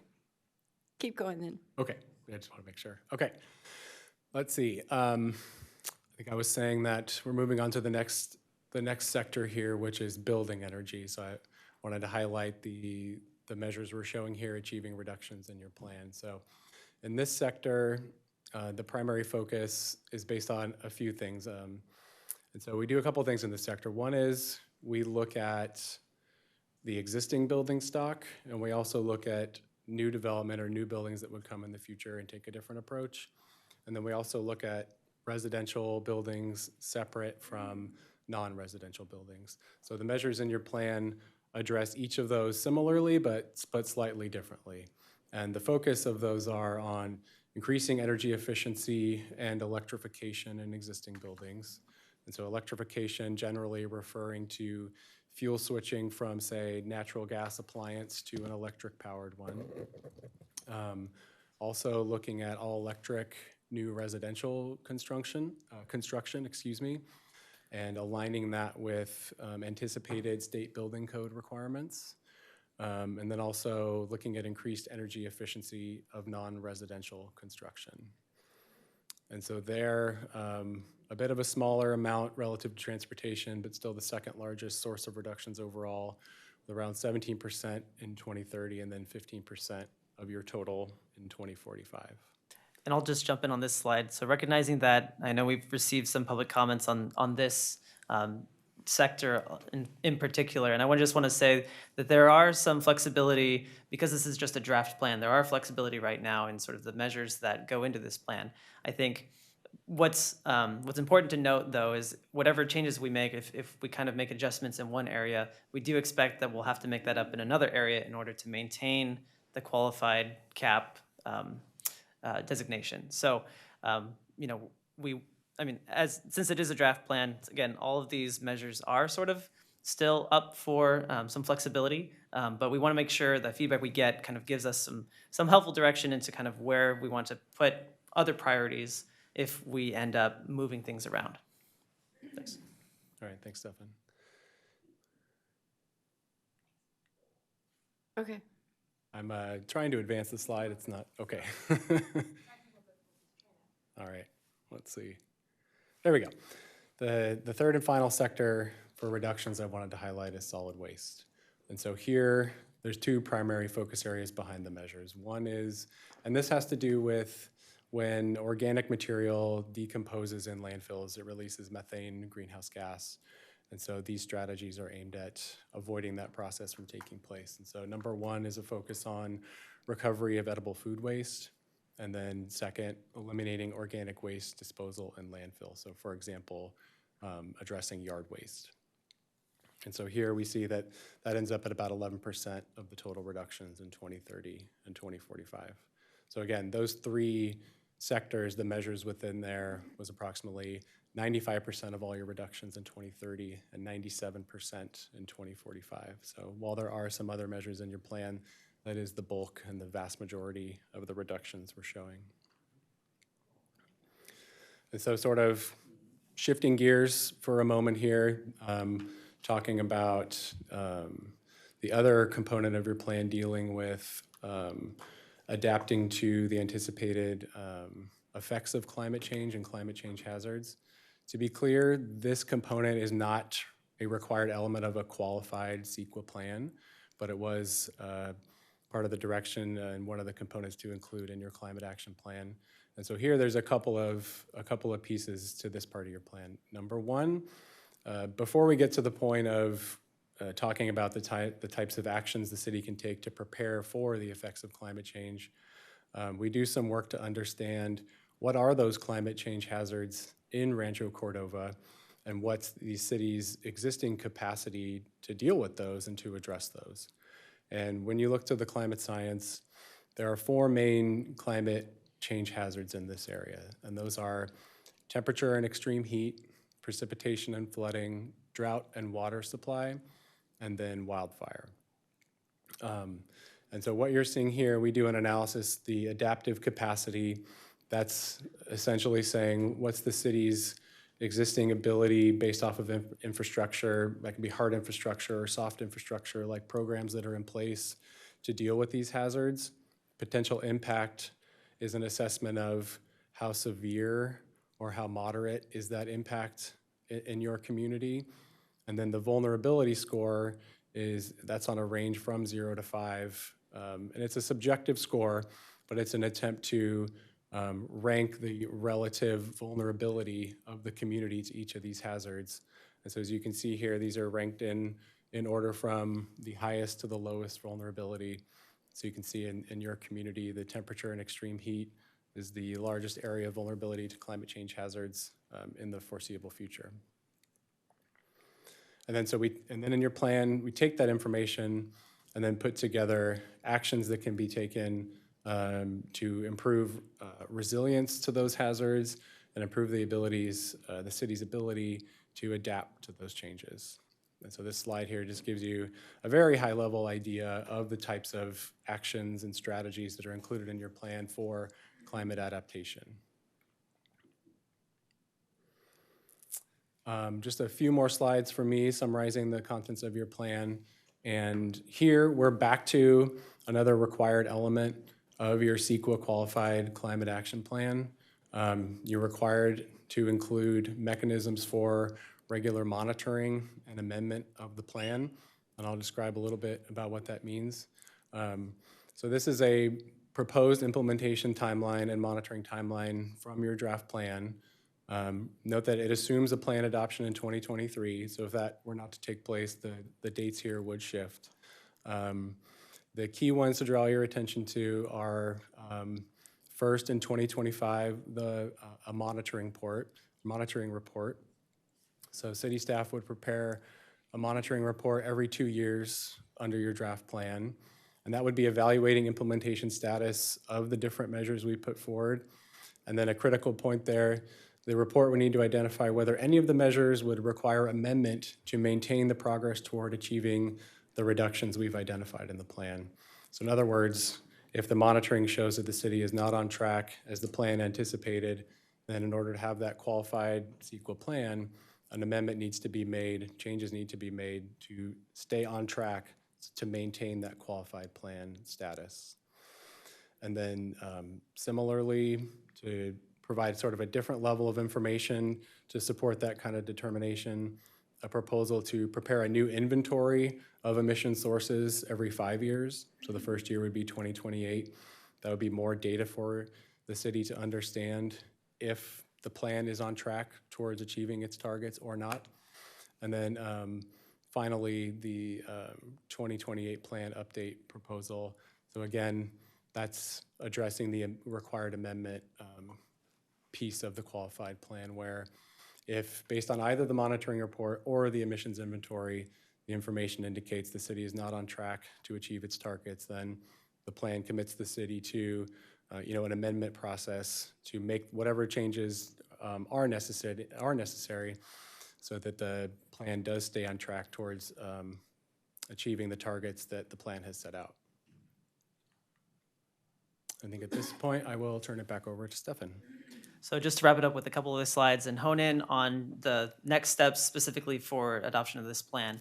So depending on the feedback tonight, we will be preparing and finalizing the initial study and negative declaration for the CEQA review portion of the draft climate action plan.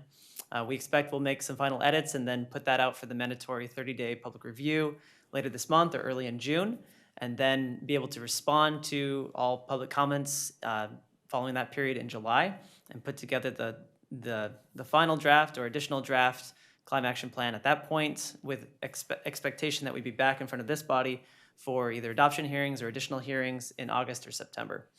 And then following adoption, of course, there would be then implementation discussions annually on which measures be focused on and that sort of thing. Actually, you have the clicker.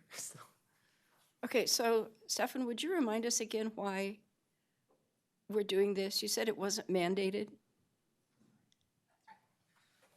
Certainly.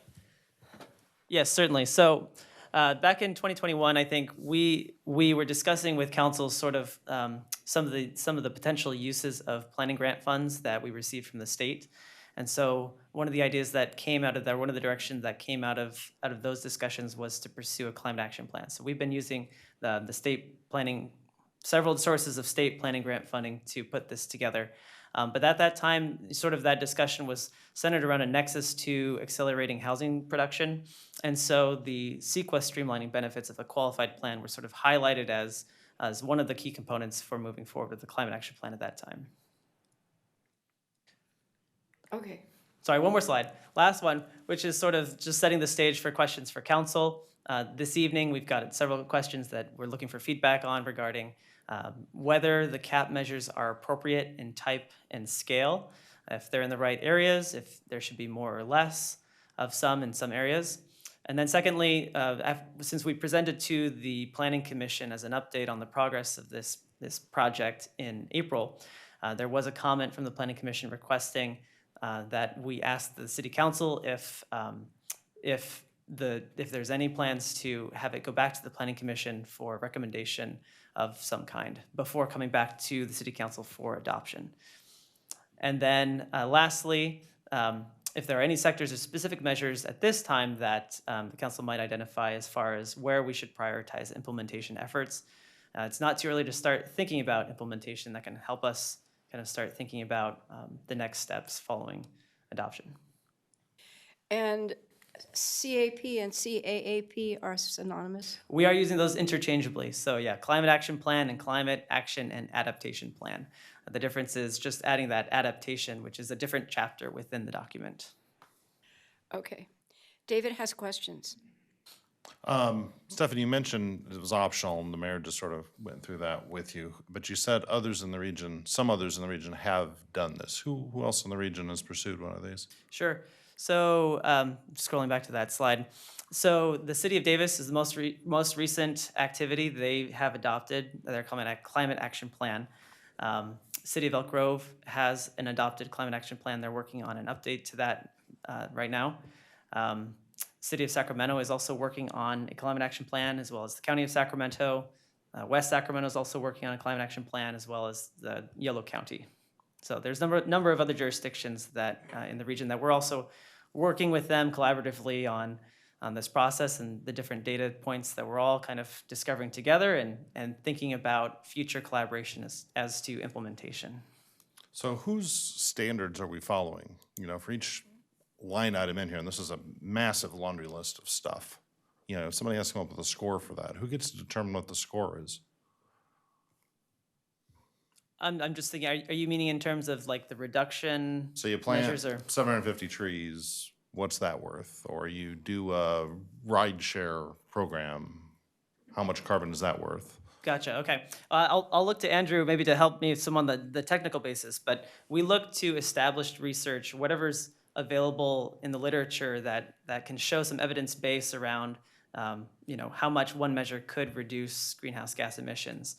And so you'll see in the plan there are quantified and there are qualitative measures. The quantified ones are the ones that we can point to say, hey, look, there's some established benchmarks that we can use to put into our plan to estimate the future reductions. The qualitative ones are ones that we know have an impact, but there's no defined literature generally accepted that we could point to kind of point to a number. Now the scale is sort of, those sort of documents give us sort of like a per unit kind of thing, and then we have to put in our plan as to how much emphasis, high or low that we put onto each measure that gives us the calculation of, how much it's contributing to meeting our target.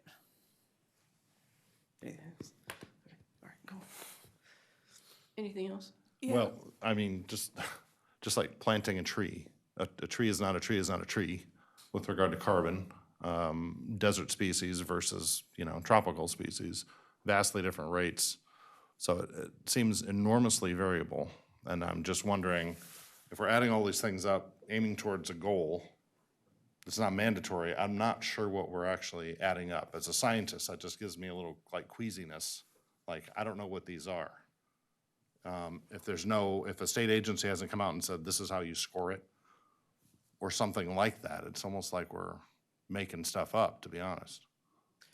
Sure, and Andrew, I don't know if some of those, the data points that we're relying on are referenced within sort of the appendices of the draft document? Yeah, all the data points are documented within the appendix to the plan. And then if I could say another thing about that is that the standard we're trying to achieve in presenting that type of information in your plan is substantial evidence, and that's a term defined in CEQA. So it's facts, research supported by facts, that sort of thing.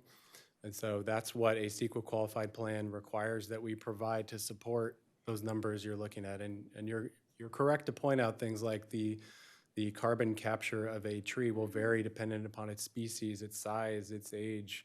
That's all true. And so again, we provide substantial evidence and make informed assumptions about a certain amount of tree planting across an entire community, knowing that we're not going to, at this level of analysis for an entire community, we're not going to be able to assess every individual tree type and size, watering needs, for it. So it's not, I think it's important to state clear that it's not intended to be, a site-specific or a very specific analysis. It's supposed to be a program, a plan to give you, informed information on the relative amount of reductions you can expect from these different kinds of activities.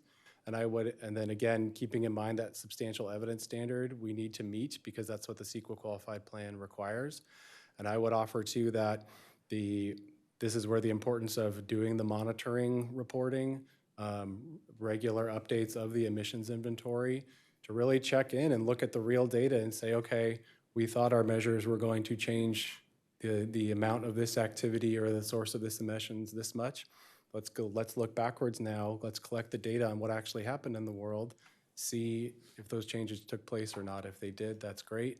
If they did not, at least you have that information and can make, it's an iterative process to inform decision-making going forward and not just the one chance to get it now for the period for the future, but to really be able to take steps along the way to make sure you're comfortable and on the track you want to be on. So I've got quite a few items on my list here, colleagues. So I saw the letter from the realtors. They were concerned about mandatory electrification upon real estate sale. I think that's listed as energy 1.1 in this plan. I don't think I can support that. No. Just going forward, that is such a heavy lift on someone who is selling a property. It really would disadvantage us, I think, in the overall market. So there's some things like that in here that I think are probably just too extreme. We also saw a letter from Mark Berry. I'm not sure that actually got into the clerk. I got a message that may have bounced back from the clerk today. But he was making comments about building the floodplain and that those are relatively important things to consider in this plan. I did see a reference to flood safety. I don't know if I saw a reference to building in the floodplain, but that would be something of interest. Would the flood stuff fall under adaptation? Is that why you're including it there? Sorry. Yeah, I didn't That's receive fine. that comment, so unfortunately I'm not able to speak to that one in particular. I did see a comment from the Save the American River Association. They may have made the same point. I saw Okay. that too. I think they did. And I think the point there, I think the way I understood it is if there's two sides. One is the adaptation side. If we're building into the floodplains, then we're potentially reducing sort of the resiliency on that measure. Similarly, if there are assets or resources that are currently there that are helping maybe sequester carbon, then to lose those would potentially be a negative. Removing trees or something, yeah. I don't know. My interpretation was that the idea around adaptation was not only building within floodplains, but if the floodplains change because of climate change, then you're talking about how do you adapt to homes that aren't in the floodplain today and in 20 years will be, right? Because the water tables are going to change and things like that. That's how I interpreted some of those comments. I saw listed under solid waste 1 a quote that said, "Make walking and biking safe and attractive." I assume that's a typo. I also saw that listed under planting and managing trees, make walking and biking safe and attractive. I think it was along think the that's lines another to make typo. it more attractive to be walking and biking rather than using transportation, is the way I read it. I don't know why it'd be listed under solid waste.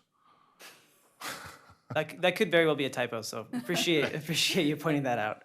I had a question about why water 1.1 or 1.2 were listed there. Now I understand it's not part of the actual cap, it's part of the adaptation. So I understand why they're there. I'm not sure that that part is necessary. Do we have some sort of an estimate of what the annual cost of the city might be, of the monitoring reports, et cetera? Of the implementation, so the action measures, the variability for implementation is pretty wide. So I mean, there's the range of activities being, is it a city-led implementation, or is it sort of more of an expectation that that's going to be community-led or market-led? For some of these measures, the market is making changes on its own that could very well contribute to meeting the target. So we have not, through this process yet, we've not estimated sort of a total cost to the city for implementation. For sort of the annual monitoring and review and annual strategy, there would be some cost to the city and staff time to put those reports together. We do some of those things similarly for our general plan, sort of progress reports annually that are not terribly time intensive and that can be accommodated. There'd also obviously be a cost of business, et cetera. So I think some understanding of those costs going into this would be relevant. I wouldn't want to vote on something and have no idea what the sort of the economic consequence was. No, and I think, Vice Mayor Sander, I think that's something as we think about the implementation steps and really kind of focus on what of those are policy choices that we are making as either a program or how much time and resources will absolutely be a part of the implementation. But I think, from the standpoint of there is some cost to this generally just from an ongoing basis, but there's lots of choices, I think, to be made as far as on the implementation side that will very much be a part of the conversation as we move into the next steps. And I think I'd also, on the flip side of that, be interested in what is the value of the qualified cap status?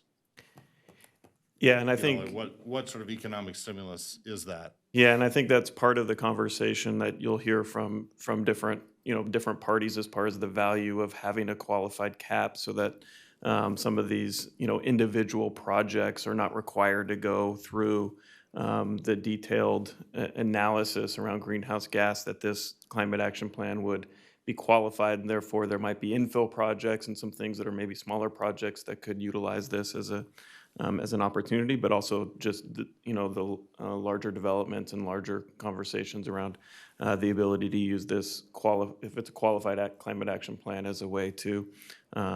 It really just hits this portion of their analysis, and so they still have a lot of analysis to do as they move forward. But this is just a portion that helps some of those projects move forward. I have a quick question. If we had let's say a project that affected our environment of a certain level and wrecked our numbers because something came in that we hadn't planned for that would affect the overall city on certain things, would this be able to be teeth for us to stop it in the future? Would it have enough teeth to be like, oh, I'm so sorry, that goes against our CEQA plan and you're creating this much smog in this area, and per our plan, we can't actually have that. I'm so sorry, that can't actually go there unless you plant a forest. How does that work? So Andrew, please correct me if I'm wrong. My understanding is this plan would not come with those teeth, but it would, through the implementation and monitoring aspects, we would be required to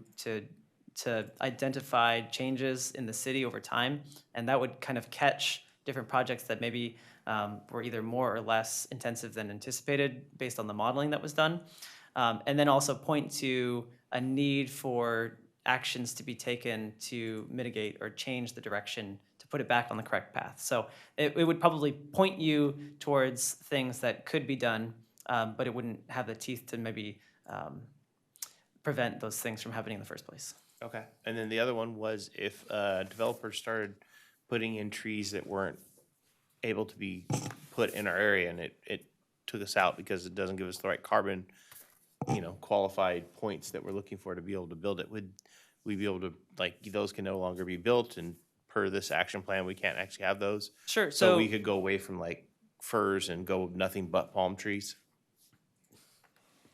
pause there. So the city does have a approved tree list. So that is something that we do control, and we can certainly, take a very strong look at, Right, do we because have only trees that are going to be helping us, or are there trees We that gotta we get can rid of the remove? trees that aren't and Sure. keep like palms that get the most amount of capture of greenhouse gases. So I'm saying And shade, right? It's very hard to collect any greenhouse gas if you don't have any leaves. they're big leaves. Those are not leaves. Big leaves. Those are big grasses. That's right. It's true. On the graph near the beginning of the presentation that showed there was a decline that's, there we go. That's sort of happening, the adjusted business as usual line, I guess that is due to state, federal, and SMUD actions. That's what's generated that reduction. Correct. Is this reduction accommodating this massive reduction in transportation carbon release due to the pandemic and now remote work? Is that accommodated in here anywhere? No, so the largest component of this reduction you'll see is through the decrease in the blue and the yellow. So the building energy, which is primarily through the anticipated benefits from SMUD, their commitment to being all clean energy sourced by 2030. That's predominantly. You'll see the purple, which is the on-road transportation, not kind of staying flat mainly, which is sort of projecting that increases in fuel efficiency vehicles or more EVs is going to counteract maybe perhaps longer driving or larger VMT. And Andrew, I mean, you can speak to the baseline data that we used for this plan as well. David, if you want though, really quickly, because Dr. Ayala from the Air District presented this at the Civic Well Conference on the exact subject that you're talking about. So the dip, and I'm assuming we also have public comment here, so I hope at some point we're taking that. But I will say for that exact subject, there's some really great slides that show about a 90-day window from March to about June of 2020, where you saw that number drop off a cliff because everybody stopped moving and people stopped going to work and everything else. But since then, you've actually seen that number come drastically back up to where it was and even go beyond that, because even people that are remote working and staying home are driving more than they would have anyways. They're just moving around town more often, but they're at home, but they're going to the grocery store when they wouldn't have gone. And they go to pick up their kids when they normally wouldn't have done that. And they would have stayed in daycare and done other things. And so the offset to that has actually been worse from a mobility standpoint than prior. Remote work has caused more VMT. Not exactly, but what it's done overall, remote work has not reduced it in the way that people expected. Lots of people still have to commute and they're still commuting. The people that are staying home aren't staying put when they're at home, has been basically what the studies have shown, and that we've moved beyond the 2019 numbers. So this idea that there's all these people that are remote working, that doesn't mean that they're not moving around in a car. Yeah. So I'm curious about this because at SACOG we have this sort of fake regime where the state said, here's your standard, right? And you need to lower carbon from that standard, which is set in a certain year. But you're not allowed to accommodate any EVs in that assumption. All vehicles going forward, you're going to assume are gasoline powered. So every single projection You're we kidding. do, no, Yeah. with regard to VMT, has to assume 100% gasoline fleet, basically. So And you can never accommodate reality of EVs. The really interesting thing about the data that Dr. Ayala shared, and they had a similar study, I want to say in London, that they were comparing it to. But what they were able to show was if you, based on everyone that stopped driving during that 3-month period or so basically the spring to early summer, they showed this is how much it reduced greenhouse gases, right? And then you could basically show and say, here's the study of what you need to do to take that many cars off the road for this long and yada, yada, yada, and what it would be. Now, what are the things you're willing to pay for to actually get it to there? How many vehicle replacement and mass transit and alternative modal and everything else to get there? But we now have the data about what would happen if you did it, because everything up to there was kind of theoretical that if you take this many off, it might do this. No, they have the actual data. You can see satellite images that show whether it was China or here or North Africa or South America, what happened when everyone stayed home for a little while, and what it actually did, and that arguably, is that enough or what it would be, but how many people came out of the mobility system for a while. But it's fascinating, but yeah, the long-term effect of what happened back during the pandemic has not lasted. But also, Stefan, it says specifically that because of that, or one of the reasons, that's one of the reasons that you use 2019 as the baseline, because, anecdotally, nobody knows who was at home and who wasn't at home. And now, so they're using 2019 as the last normal year on which people can base statistics. That's correct. Thank you. We're going to make that point. You beat us to it and did a great job.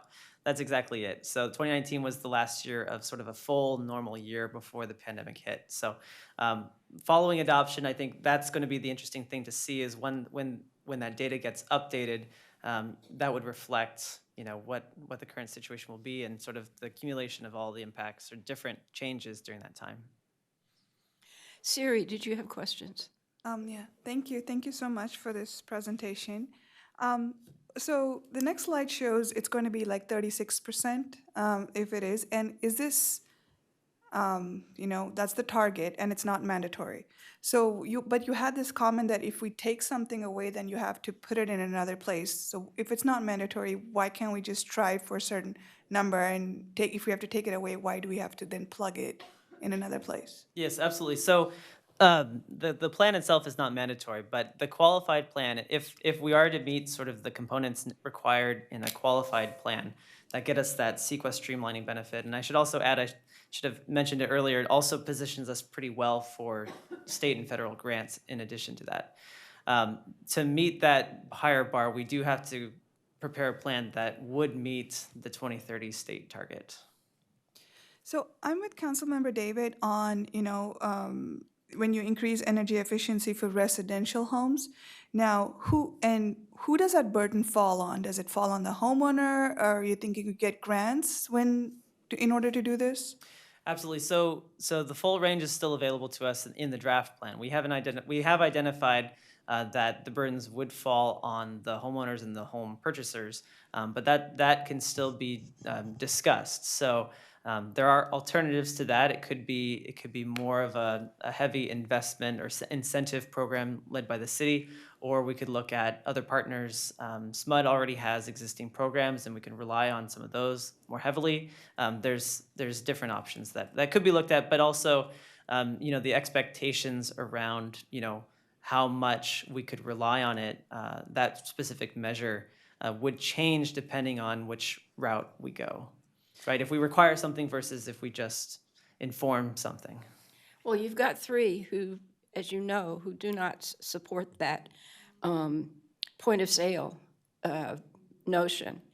And, aside from the burden of nobody ever being able to sell a house again if it weren't an all-electric house, I don't want to use an electric stove.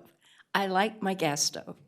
Madam Mayor, as much as I don't want to disagree with you, we shouldn't be giving directions to staff on this until we've taken public comment and input. We're going to do that. So one last question, Stephen. You had one more, eliminating of organic waste in landfill. Is that what our city is doing as we're composting? So we're already ahead on that one? We are beginning to implement that.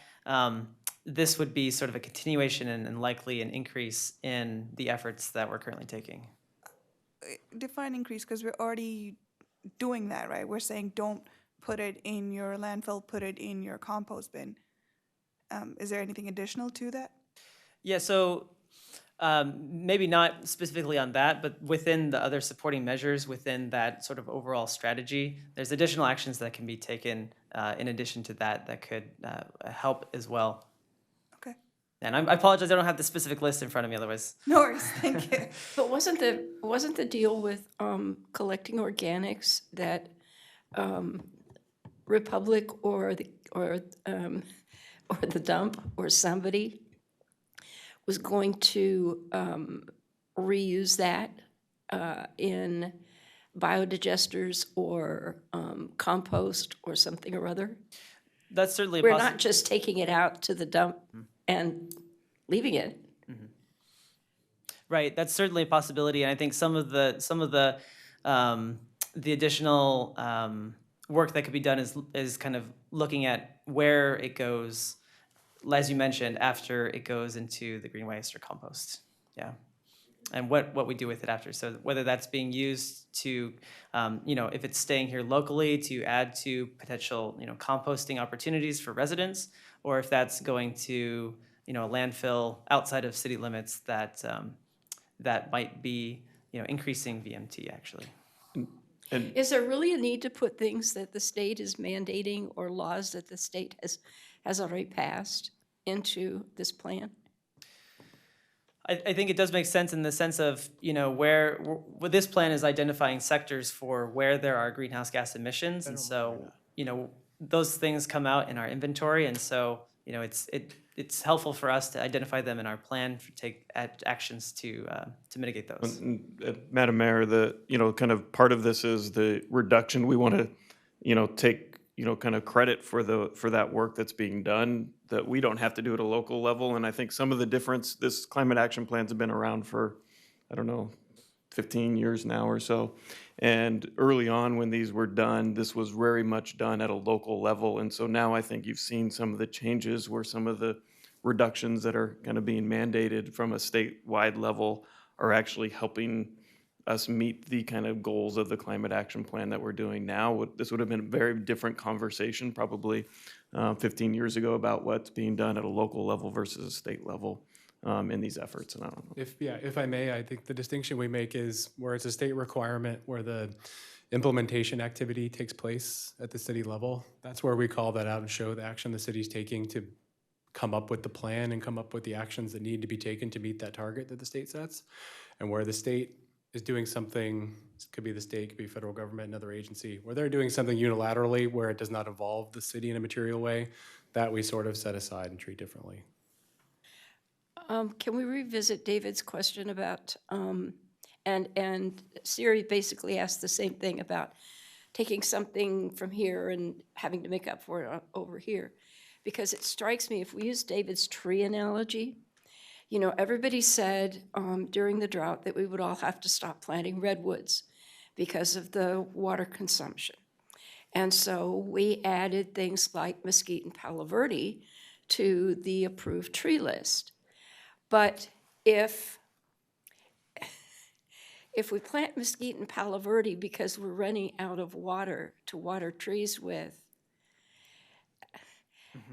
then how do you accommodate that trade-off?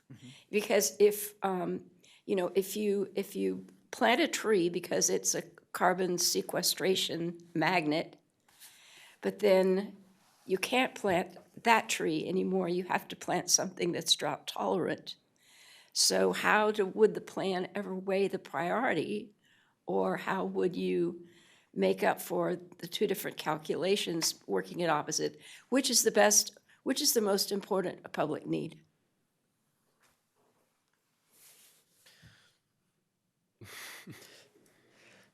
It's a very valid point. I think there's trade-off there for sure. We can look at when we, as proposed here and as would be required, when we do sort of the periodic monitoring and updating, we can take a look at, what's going on with trees. Is it, are we planting, a lot more drought-tolerant species that are not contributing to sequestration? And if so, we could amend the plan to put less of an emphasis on that measure to meet the target.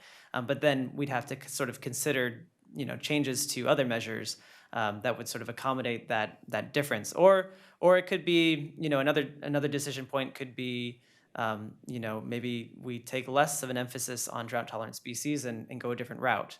That could be, sort of maybe possibly a conflicting policy decision. I would note, though, that the reliance on carbon sequestration from tree planting is only 1% of the target reductions in this plan. So that one in particular wouldn't play so much of an impact towards meeting the overall target.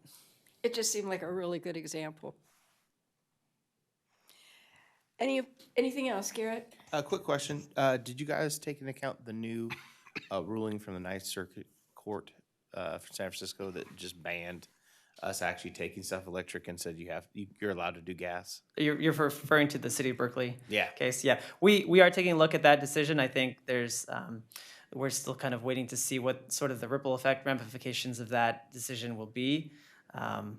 And whether, that's the end of the story or what, if there's, again, an additional appeal that might take. I would say, and Andrew, please, correct me if I'm wrong and add to this, that the method or the mechanism that the City of Berkeley was taking in their ordinance is one of several that can be taken. So it's not sort of the only path to electrification. I would just add to that that decision just came out last week, I believe, so it's still very early. That's the preliminary information we've seen and colleagues in our industry have seen is that I think the mechanism that the City of Berkeley took in that situation seems to be an important factor into the ruling that came down. I'm not an attorney. I think there'll be a lot of legal analysis coming out on this in the coming months. I think a question of whether this decision would be appealed is still out there. So it's certainly something we're keeping a close eye on. We'll need to understand more, but there's really nothing definitive to take away from it just yet at this moment. Okay, any other questions? So let's take public comment. Yes, we'll start with Greg Meilenberg. Following Greg will be Brenda Guston. Following Brenda will be Helen Whalen Bashaw, Derek Catron, and James Garcia. And then I will go to Zoom. Greg. Hi, Greg Meilenberg, Rancho Cordova resident. Welcome, Greg. Thank you. Reference the Rancho Climate Action Plan. I was one of the early members who was from the community working on that with Stefan Heisler and Andrew, contractor back in the rear. As we were putting together the plan, but I've subsequently have missed some of the meetings. Anyway, I'm sure that the Rancho Cordova Council is very happy with this CEQA qualified CAP product and constantly report for the monitoring. They're also pleased that the CAP meets a state requirement in order to receive environmental earmarking grant funding. With the Rancho Cordova CAP, there are many ways to implement monitor and report. One key item is prepare and document the CEQA evaluation. And 94% of the existing greenhouse gases are from heavy-duty trucks, etc. Also, please, the closest air monitor for SMUD to get our data is 5 miles away outside the Rancho Cordova city limits. I've already requested one of the 5 SMUD air quality monitors to be placed at the intersection of Zinfandel, North Mather, and Baroque.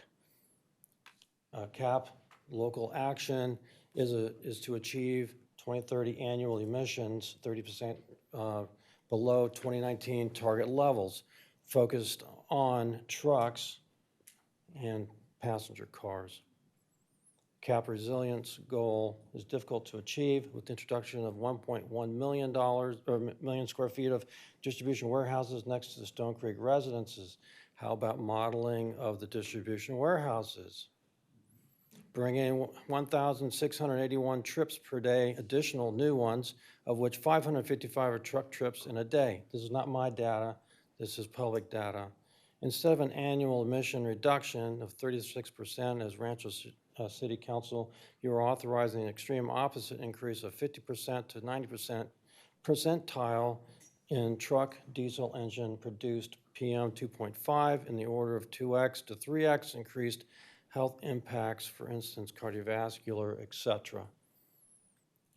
As your constituent representatives, ask you to pay particular attention to the recently produced Rancho Cordova Climate Action Plan, or the CAAP, and not just favorable head nod. These warehouses should not be exempt. How will you follow RC CAP requirements and guidelines in respect to air emission reduction and CEQA qualified plan component? Thank you. Thank you, Greg. Brenda?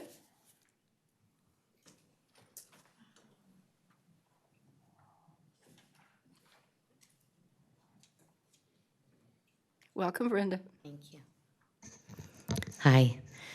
So want to thank all the contributors to the CAP and for hosting workshops for the citizen input. I have a few refinements, some which I did bring to the Planning Commission at their review on April 12th. The Climate Action Plan states that droughts may create cascading effects such as decreases in tourism and recreation opportunities in nearby water bodies such as Folsom Lake. While Folsom Lake is a nearby body of water, Rancho Cordova's tourism asset is the wild and scenic American River, hosting 8 million visits each year. It is one of a kind in our state and country and needs our intentional care and is well deserving to be counted as and named as a viable asset financially and for the health and wellness it affords our citizens and the visitors called pass-through visitors in the CAP.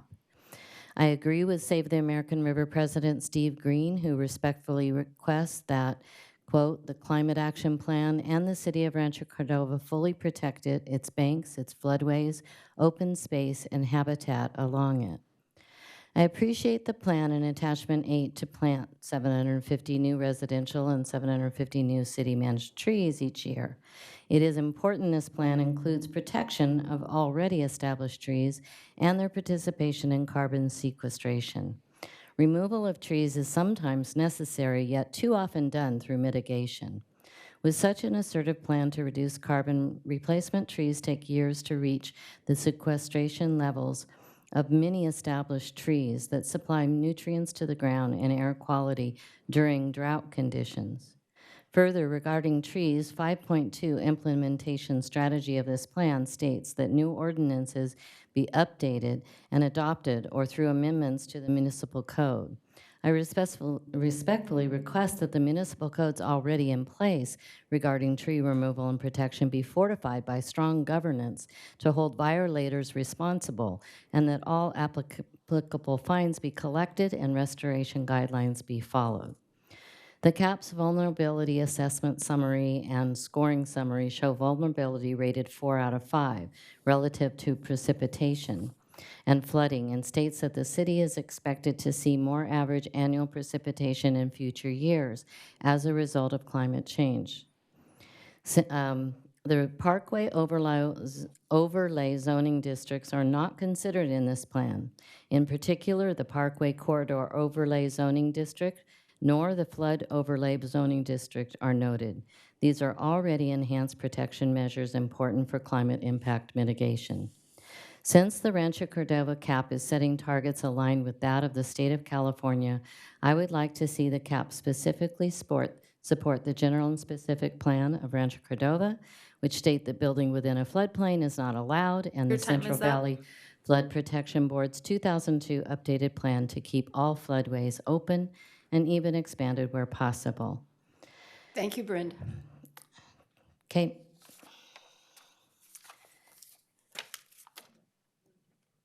Helen? Hey, can I have the slide for the future greenhouse gas emissions projection for 2020, for 2023, 2030 and 2049 put up, 45 put up?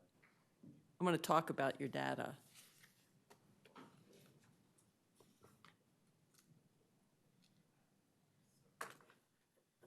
Okay. All right. I looked at this data, and this is established off of 2019 information. And if you understand the Demon's theory on how you come to conclusions, that's an impossibility when we're looking at a straight line for the purple area. There's three things that are affecting your data. One thing is we have a highway that gives us carbon fibers. We have an airport that gives us stuff, and we're adding all these warehouses that give us more pollutants. Another thing that you don't have is driving through some of our commercial areas, we see what used to be a parking lot with gorgeous trees are now solar fields. So the minute you start putting this stuff in, you're not, you can't control the number of aircraft coming in. You can't control the number of trucks coming in, and you can't control who's using our highway. So to say we're going to have a 67% savings down the road total, it's not unrealistic because you're not taking into consideration since 2019, how many houses, how many businesses, and how many cars have been added. We're also, which is affecting the carbon footprint, is we're going from what traditionally used to be like quarter of an acre lot. Now we're going to how many houses per acre? These houses are sandwiched together. They don't have grass, where they get drought-resistant landscaping, which has rocks. Rocks absorb more heat. We don't have the room to put the trees in that are really help to reduce the carbon. So I look at a lot of this stuff, and it's fairy tale land. This is a bubble approach. This is like Stefford Wives, the buildings they had back then. So when you also look at the trees, we have a list of trees, but yet we're not putting trees on that list based on how much reduction of the carbon emissions do they control. We have bulk pickups at the house. And somebody talked about, we don't know where the stuff goes once it leaves. If you have a bulk pickup, there should be a bulk pickup strictly for green and stuff that can go into the composting. We don't do that. So that's still going in the dump. Because Dave Sanders and I have talked about when I borrow green bins when I'm helping people out, I use green bins because I know it's going to go into the recycling or the composting area. When you put out a green pile, and look how big the trees are that they're putting out there. That's all going into the dump. So I do believe this is fairy tale land. I don't believe you have the data that supports this because you're not taking into consideration the Wrap up your growth comments. of the area for housing and buildings. Thank you. Thank you, Helen. Derek? Derek, welcome, Derek. Good evening, council members. My name is Derek Catron. I'm here on behalf of the Sacramento Association of Realtors. I'm glad to hear you guys got our letter, and I'm pretty much just here to reiterate some of those points that you mentioned about point of sale, and respectfully ask that that detail be removed from the residential electrification retrofit section of the Climate Action Plan.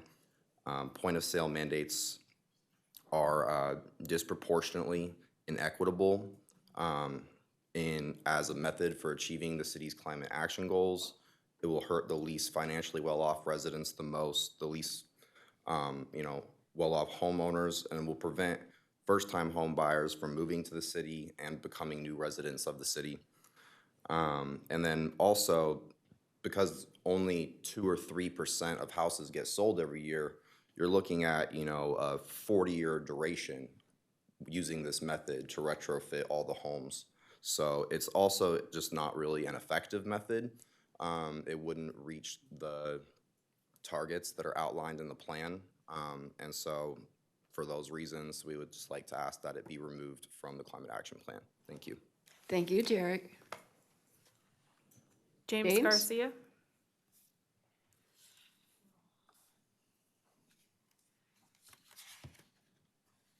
Evening, Council. I'm James Garcia, resident of Stone Creek.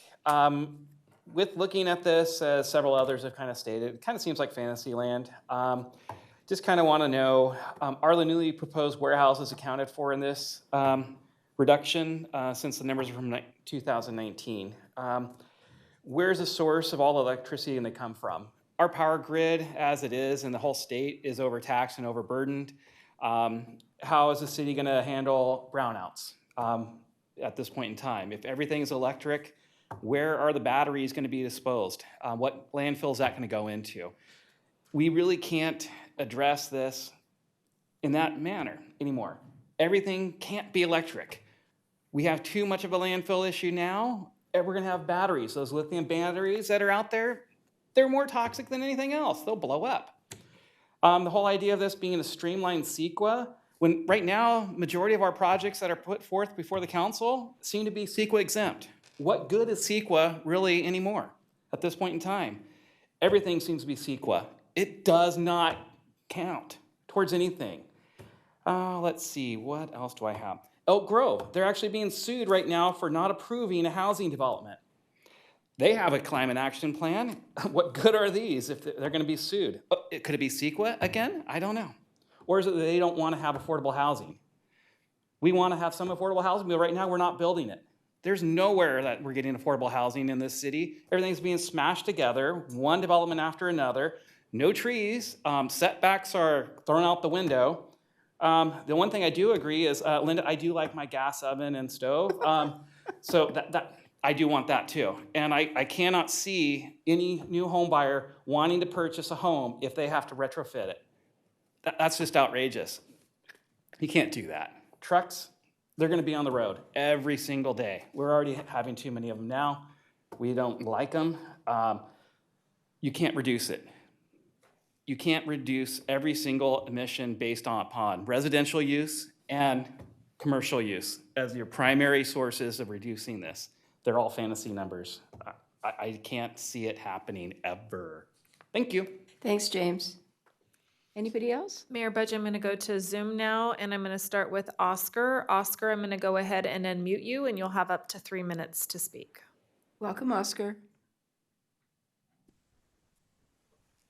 Oh, hi. Hi, Mayor Rudge, council members. I'm Oscar Balaguer with 350 Sacramento. We're a 501c3 established 2010. We support local climate action. We've commented on the CAP since 2021. So we've submitted comments on the draft CAP in some detail and providing a few regulatory and case law sites. I'll hit some high points. As we've heard, adopting a qualified CAP is a discretionary action subject to CEQA because future projects like Westboro and Arboretum will rely on the CAP's measures for their own greenhouse gas mitigation. Well, with all CEQA mitigation, CAP measures as proposed must be feasible, substantiated, enforceable, and certain. Adopted measures are binding commitments, which the lead agency is committed to enforce. We think the CAP strategies and measures are great. That's the good news. Unfortunately, in this draft, the CAP's supporting actions lack the detail and enforceability that CEQA requires. We assessed 22 supporting actions of 2 important strategies based on 5 criteria, whether they're only aspirational, impermissibly deferred, unsubstantiated as to political feasibility, like something we've heard tonight, unscheduled, or unfunded. Each of these criteria would indicate the action is infeasible and or unsubstantiated. The tabulated results are attached to our comments. All 22 actions suffered from multiples of these deficiencies. The CAP's implementation plan also makes clear that CAP implementation is uncertain and its feasibility is undetermined. It cites a litany of contingencies, some beyond the city's control. To mention just 3, the actual implementation plan won't be developed until after the CAP is adopted, contrary to CEQA. Implementation would require cooperation from a host of other private and public actors, ducking the city's sole legal responsibility for implementation. And implementation will require funding, but no funding or even cost estimates are identified. Courts have found unfunded measures can't be claimed infeasible. So we ask the council to direct staff to review our comments and to redraft the CAP to clearly meet the requirements for a qualified CAP. We'll continue following its development and hope to help the city develop an effective and CEQA compliant plan. Thank you, Oscar. Very much. The next public comment is Vance Gerard from the North BIA. Is it Vance? Yes, Oh, I see. good evening, everybody. I'll just be very brief. I've been having wonderful conversations with staff as they've been working through the process on this. We've provided them with some language that we've suggested regarding the electrification of new homes. It's language that has been accepted by Sacramento County to include in their plan. And it just has to do with addressing certain situations like supply chain issues and projects that have already put in infrastructure related to gas. We're also aware of the court decision coming out of the Ninth Circuit on the Berkeley law. We are just as curious as everybody is as to what that means for the future of these types of mandates. So we look forward to continuing to work with all of you and your staff as this moves forward. Thank you. Thank you, Vance.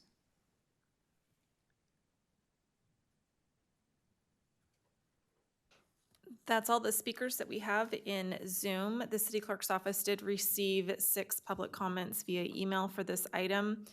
Oscar, who previously spoke via Zoom, is one of those.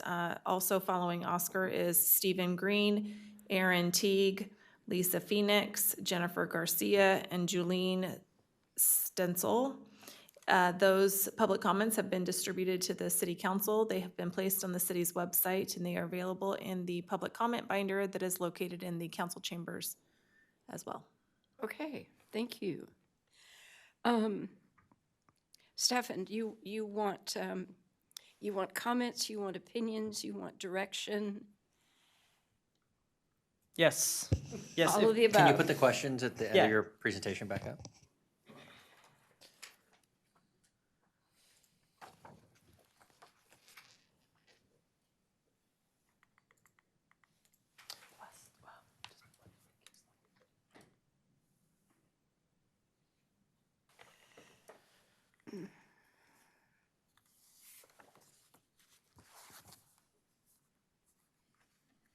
Yes, so we have 3 main questions for council consideration this evening. Sorry, I just went past it. The main 3 questions are whether the implementation measures are appropriate in type and scale, if there are any other feedback regarding the approval process, if that needs to go in front of other bodies, as well as any sectors or specific measures that that staff might begin to prioritize looking ahead at implementation. So I'm wondering if there are others who would like additional time to review the measures, because there were quite a few of them. Well, it's going to come back to us at the end of summer by fall too. So I mean, we have additional time to review them. But I mean, Yes, so, sorry, go ahead. Yeah, I mean, I have some feedback I would give you now. I think I would agree with most of my colleagues that a point of sale retrofit requirement would be at this point beyond what I think is appropriate. I don't mind to go back to the planning commission if it's been to the planning commission before us once already. Then yeah, when you bring it back in the fall, take it to them and get feedback, and then bring it here. I see no problem with that. I mean, as you're getting closer to a final, if there needs to be an additional, public hearing outside of the city council and the planning commission, if staff think that that's appropriate, I think that's fine. A lot of comments that I've heard today, talk of, park overlays and a lot of other things. I mean, if the park district wants to adopt one of these, they can do that as well. And I think they can apply for the same kind of grants that we got to do this. As far as like energy production and covering that, for all of the conversations that we've had with SMUD are they're going carbon, zero carbon in 5 years before anybody else is even mandated to do it. I think the state is only mandating, if I remember, their goal is by 2035, right? Or is it 2030? Theirs is 2030, and then the state mandate for all energy companies is 2035 anyways. And a lot of these comments, whether it's gas or a lot of other things, to be honest with you, carbon, the state are probably going to, handle these types of topics long before local governments do it anyways. And whether that's vehicle replacement or the access to a lot of these things anyways, when it comes to heavy trucks, that to be frank, that's the first full, fleet replacement that we'll see in California is going to be in heavy trucks. And they've already pushed out, I want to say they delayed the last implementation of the cleanest vehicles that were allowed in California, or the least clean vehicles allowed in California now can't even enter the state as of January of this year, and they only kicked the can on that, I want to say 18 months or 24 months. CARB doesn't seem like they're backing off of any of those things anyways. So, you know, whether we choose to do this or not, most of these changes are happening anyways. So, yeah, aside from the point of sale thing at the moment, I can't think of another adjustment that I have in the books that I would be concerned about. To me, I mean, the conversation when we started having this, especially with the BIA, I would say, was around, you know, the implementation around housing planning and master plans and entitlements of master plan agreements. So Westboro, Rio's now done.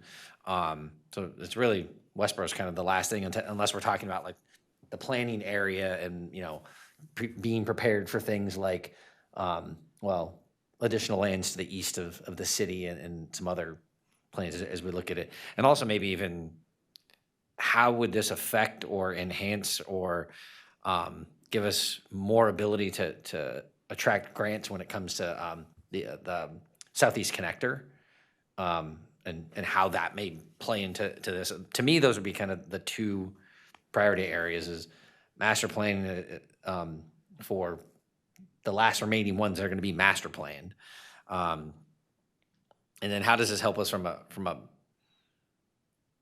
a housing development and delivery standpoint? Because that was really what the BIA talked about, was that a lot of these things, if they had these adopted, a lot of the time and effort that goes into the development process is each one of these subdivisions developers doing it themselves. And the point was to do a lot of this work at one point. They could refer to the document and then include that in their applications, whether it's for wetland permits or a lot of the other things that would come along, to say the body of work has been done, it's been blessed, and it's here, and it's available for them to implement into their EIRs and everything else.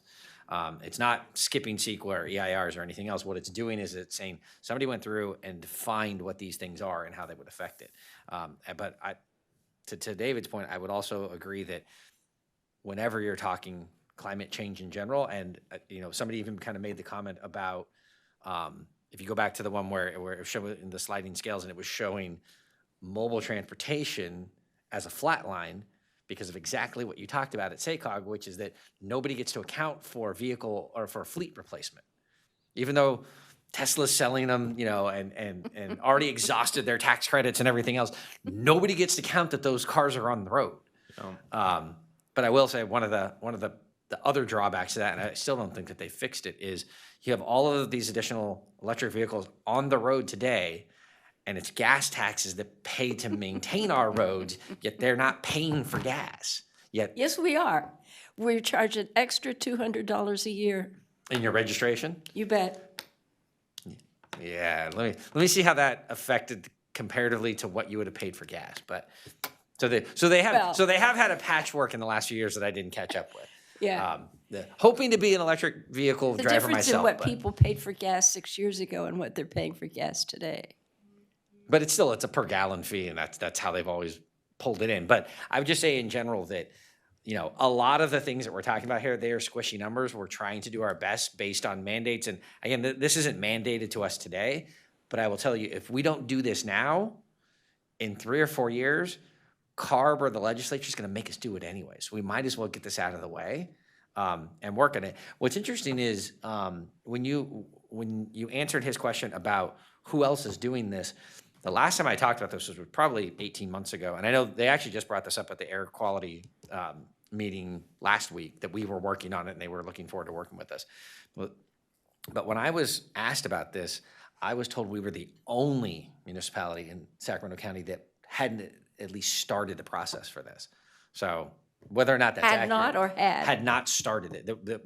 We were one of the last. We were the last one, and maybe Galt at their size doesn't need to do it or something. But that we were one of the last ones that had not started the process of adopting one of these.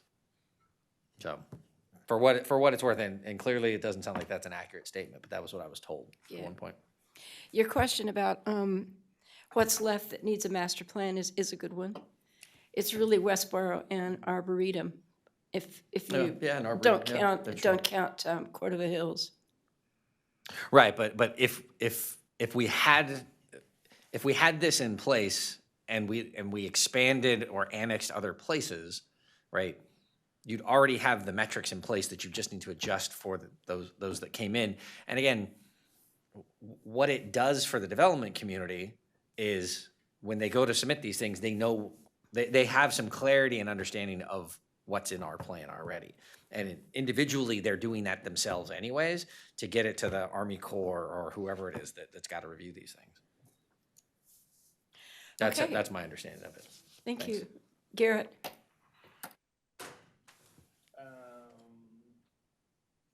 I wouldn't mind some more time looking at this allotment of rules and regulations.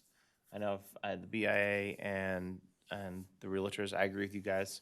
I'm totally not willing to do something to hurt sales in our community at this time. Though I don't mind looking at stuff to help, make sure we protect our trees and stuff like that and put the right ones in place and have a plan to work with this. So the other thing is I'm just really concerned about the new laws that are getting ready to pass out of the different Supreme Courts that are talking about this, because everyone thought we were going to be able to switch over lots faster. And I really want to understand what it means when large swaths of our community are switching to electric cars. Yet I can't seem to find that anywhere in this documentation about how, that. And then I deal with fleets all the time, and large chunks of fleets are slowly going electric or electric hybrid. So what does that actually do to our number and just our arena number in general? And as how that affects different things. And I wouldn't mind having a plan that says like we should switch to these type of trees because it pulls the most smog out of the air. But if I plant, because I know we plant thousands of trees every year, I want the points for that. And then how does that affect? And then I have trouble with putting laws that have no teeth. So, is there anything we can do about that to protect us when it comes to smog and greenhouse gases and whatnot? So, Okay. thank you. Siri? So in order for additional steps of approval, like I said, I'll leave it up to you guys if you want to have another recommendation with the Planning Commission and public outreach, because I know you've done a lot of those and you've already had one with the Planning Commission. Like the one thing in terms of priority, I would prioritize where we can get funding from federal and not have that burden on the homeowner or the resident in order to do this. Any support we can get from city, that would be the ones I would prioritize. Yeah, and they're fine in terms of type and scale, and this is an aggressive plan, and I really appreciate the city for doing this. Sooner is better than later. Thank you. David? Well, I have a few comments here. For me, government planning is always kind of a scary thing. Often, plans are built around assumptions. Things are always more complicated than they appear. Then certain assumptions become mandatory, and there's all kinds of unintended consequences, and this is just a sort of a scary place to be. An example here, any assumptions in here about transit are kind of interesting. I was at the Mather Mills Light Rail Station just last week looking at sort of the condition of it, and I think I counted 24 cars in the parking lot at peak transit time. And 10 years ago or so, when I was on the RT board, there was a plan to gate that lot because of the demand and charge people to park there. And now it's, I don't know, 5%, 10% full. Yeah, I guess 10 or 15% full. So transit is just really unpopular in our region, and transit in the state is under, a lot of negative pressure and has been for a while. So assumptions about how effective adding transit might be ignoring the enormous cost of that versus the very low return. So that sort of, bullet point in here or assumption in here is what sort of gives me pause. I guess I could say something else counter to common thought. If you really want to look at carbon reductions, lawns are terribly effective at that. Particularly if you mow your lawn with an electric lawnmower and you don't dump a bunch of fertilizer on it. Because grass grows fast, captures a bunch of carbon. And thankfully, here in Rancho Cordova and Sacramento, although we are subject to statewide drought restrictions, we actually, because of the water forum, do not have that severe of a drought impact on our own water supply. We probably are one of the best managed, local water supplies with all sorts of metrics about where the groundwater table is and how much is taken out of the river. We're probably one of the best areas in the state. So a lot of the sort of anti-lawn stuff that might make sense in Southern California doesn't necessarily make sense here. Another point that's like that is this plan relies a lot on EVs. And frankly, I'm not sure that EVs are the best technology for the situation. It might very well be hydrogen instead of electric vehicles if you want to become an anti-carbon vehicle base. And that's because to make EVs work, we're going to need a lot more generation, a lot more power, and a lot more transmission and distribution of that power, a lot more battery backup in every neighborhood and burg and city. And almost none of that is being planned at this point. All we're planning is more and more EVs on an existing grid that's simply not going to handle it. And so I think that is an example of sort of poor government planning. Or maybe we're just chasing something that's really popular without fully thinking it through from one end to the other. So that gives me a little pause as well about making an assumption like that that might very well have a shift in technology in the future. Let's see. I think, to work forward on this, I need that list of costs. What is this going to cost us? What are the benefits? Who are the likely partners in these different initiatives? I need a very clear list of what the proposals are, because I don't think I've really seen that yet. I've had to make some assumptions based on what I've seen. And I think we need some time to adjust that. Probably our chamber ought to look at it. Probably the Planning Commission ought to look at it again.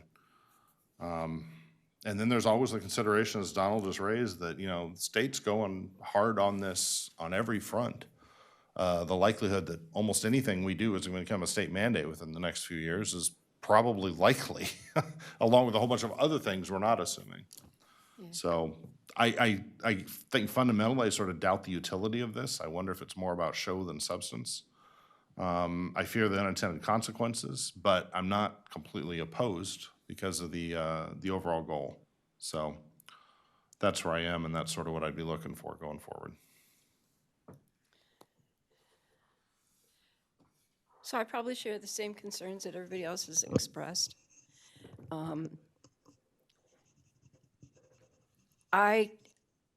So, Stefan, what's the plan for the process of using this thing?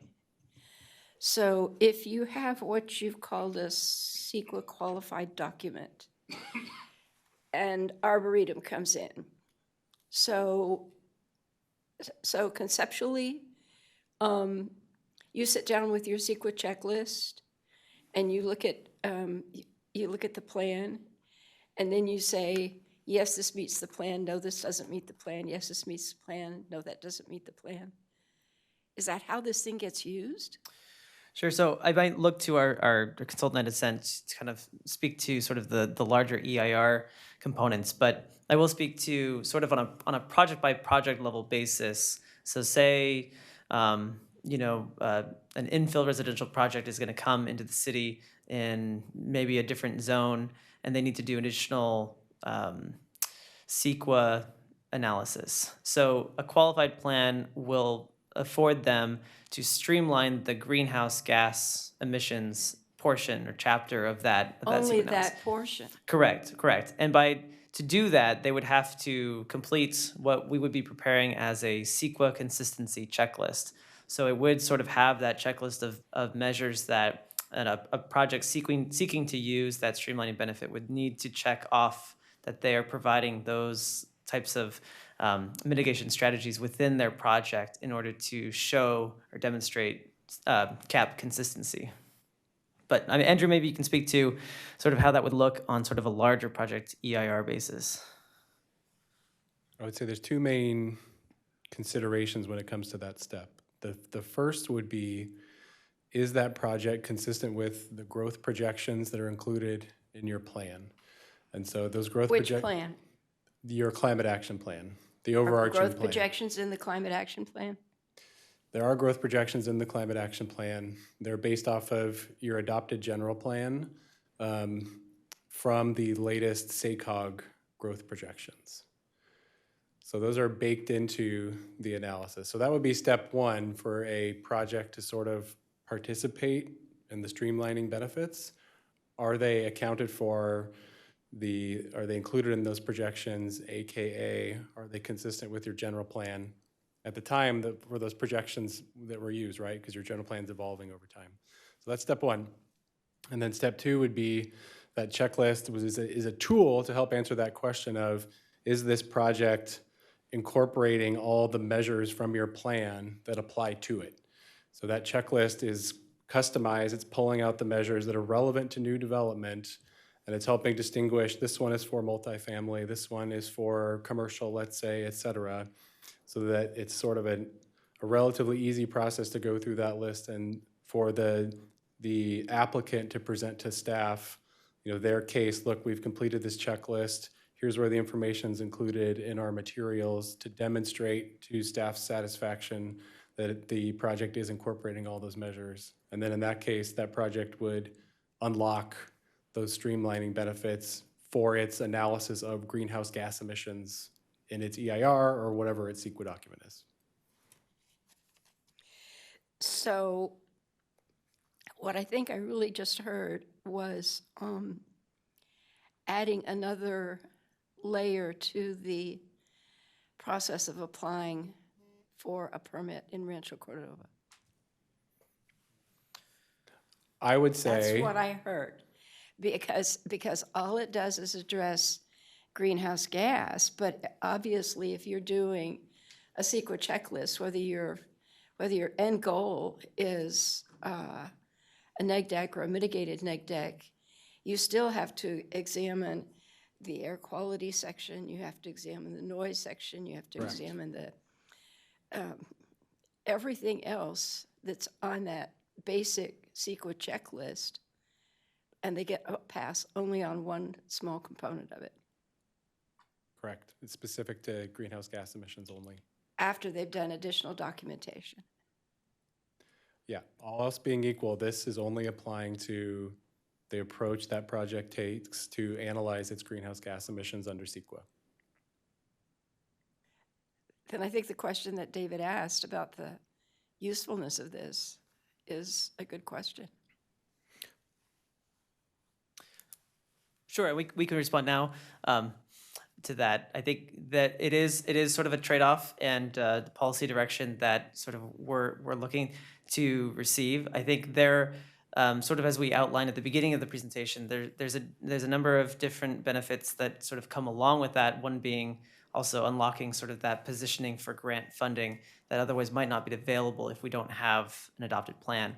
Another one I frequently neglect to mention too is sort of some of the additional benefits that sort of co-benefits that come along with implementing these actions that could impact public health and safety, could impact some economic development in other areas or other sectors that sort of come along with implementation to the climate action plan measures. So, those are certainly up to the council to sort of weigh the pros and the cons of those benefits.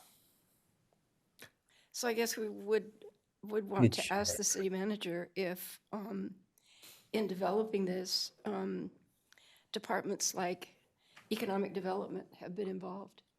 Yeah, so I think this has been, reviewed by all of the departments, including economic development. And I will say, from a sense of a development application that comes in and being able to go through a checklist to meet your greenhouse gas component of the EIR is a lot easier than actually doing very different analysis for that section of the process. So I don't know if you want to kind of talk about the distinction between going through a checklist for meeting that component of the EIR versus actually doing the necessary work. Sure, just to elaborate on that a little bit, in the situation in which there's a qualified climate action plan in place and that checklist is available, it's a very streamlined process of indicating whether and how your project is incorporating those measures from that plan. And that's your pathway to doing your analysis, period. In the absence of that, it could be very different. The applicant is sort of on its own and needs to fall back into more general practices of what's the best way to determine whether those, how many emissions there are they significant, what are the appropriate measures if they are significant, what measures should be incorporated into this project, which ones are appropriate in this community, et cetera. So there's a lot more to it in that case, and it's hard to give a very black and white answer because when you're in a CEQA situation, depending on the project, there's all sorts of iterations and nuance, but in general, hopefully that gives you a sense of the differences. Okay. So I guess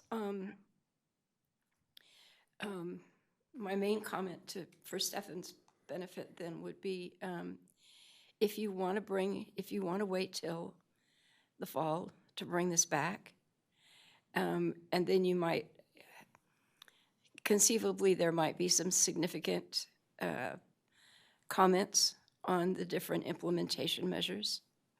And so you would still be looking at revisions,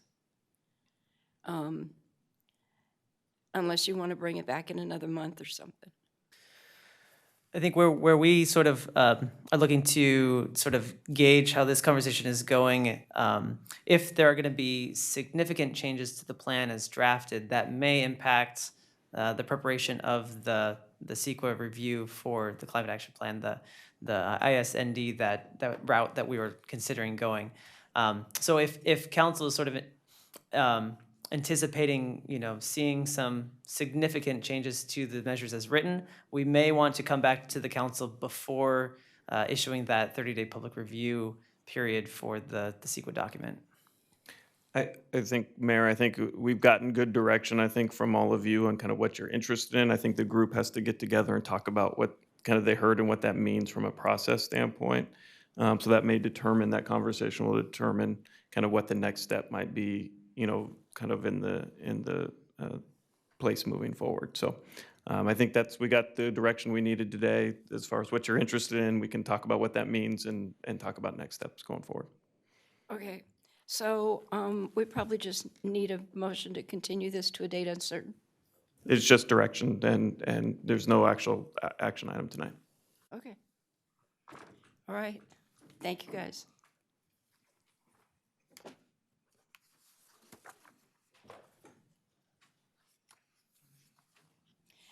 Okay, 12.2. The title for 12.2 is a resolution authorizing the Public Works Director to execute contract number 2023-59, the Smart City Managed Services Agreement with Sci-Fi Networks, Rancho Cordova LLC, and a project update. Good evening.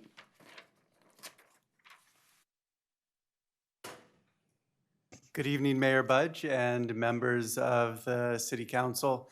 Albert Stricker with the Public Works Department, and the city is a technological leader, and our ability to be nimble and responsive has allowed us to enter into a public-private partnership that's one of the first of its kind in this region to provide high-speed symmetrical internet to every single home, business, and institution citywide, and that partnership is with Sci-Fi. And Dahlia is the city's representative and project manager for the project, and she's going to provide an update on the current status and next steps for the project. Welcome, Dahlia. Good evening, Mayor, Vice Mayor, honorable council members, and city manager. Thank you so much for having us today. Like Albert said, we want to go ahead and provide you with an update on the Sci-Fi project, as well as we do have an action for the Smart City Services Agreement. So overview of what we're going to talk about today, we're going to start off with some background about the project, as well as collaboration, highlighting some of the collaboration efforts for the project team. We will be discussing benefits of the project, and finally we'll go over some next steps as far as the project timeline and the Smart City Services Agreement. The goal of the presentation is to inform City Council of the current status of the project, as well as seek approval of the Sci-Fi Smart City Services Agreement. So what is Sci-Fi? Sci-Fi is a private company that builds, owns, and maintains fiber optic backbone infrastructure. However, it is not an internet service provider. We get that question a lot, so we thought we clarify it. Sci-Fi does lease the fiber lines to service providers that would in turn offer data services to customers. Residents and businesses will have the option to either continue with their current service providers or switch to a service provider that uses the fiber network provided by Sci-Fi. Sci-Fi does offer an open network. That means multiple service providers can be leasing the fiber at the same time. Additional background on the project, as Albert mentioned, the City of Rancho Cordova is a technical leader in the region, and we strive to ensure availability of best available technologies. That's why we entered into a master license agreement with Sci-Fi back in June of 2022. Sci-Fi is privately financing the citywide fiber network, and it is providing infrastructure for gigabit speed internet throughout the city to every home and every business. Rancho Cordova's dedication to incentivize economic development as well as attract new residents and businesses to the city aligns perfectly with the Rancho Cordova Fiber City Network goal. And I would like to mention that the current cost for the project is upwards of $65 million. Additional background about the construction methodology used for this project, it uses a technology known as micro-trenching. Micro-trenching, basically, as you can see from the photos, it uses trenching in the street that is only a maximum of 12-inch deep, as well as 1.25 wide trench that's cut in the asphalt using this micro-trencher that you can see in the photos. It minimizes impacts to roadways and traffic, and it is less street restoration than typical construction methodologies. And so far, we have about 66 miles of fiber that has been installed since the start of construction. So to highlight some of the collaboration between the teams, in close collaboration with Sci-Fi, the city has facilitated installation of the fiber network, which started with the installation of 2 shelters. Those are like the brains of the operation for the network, as well as 40 cabinets. Those cabinets will actually be sprinkled around in park facilities, as well as city-owned parcels and commercial properties.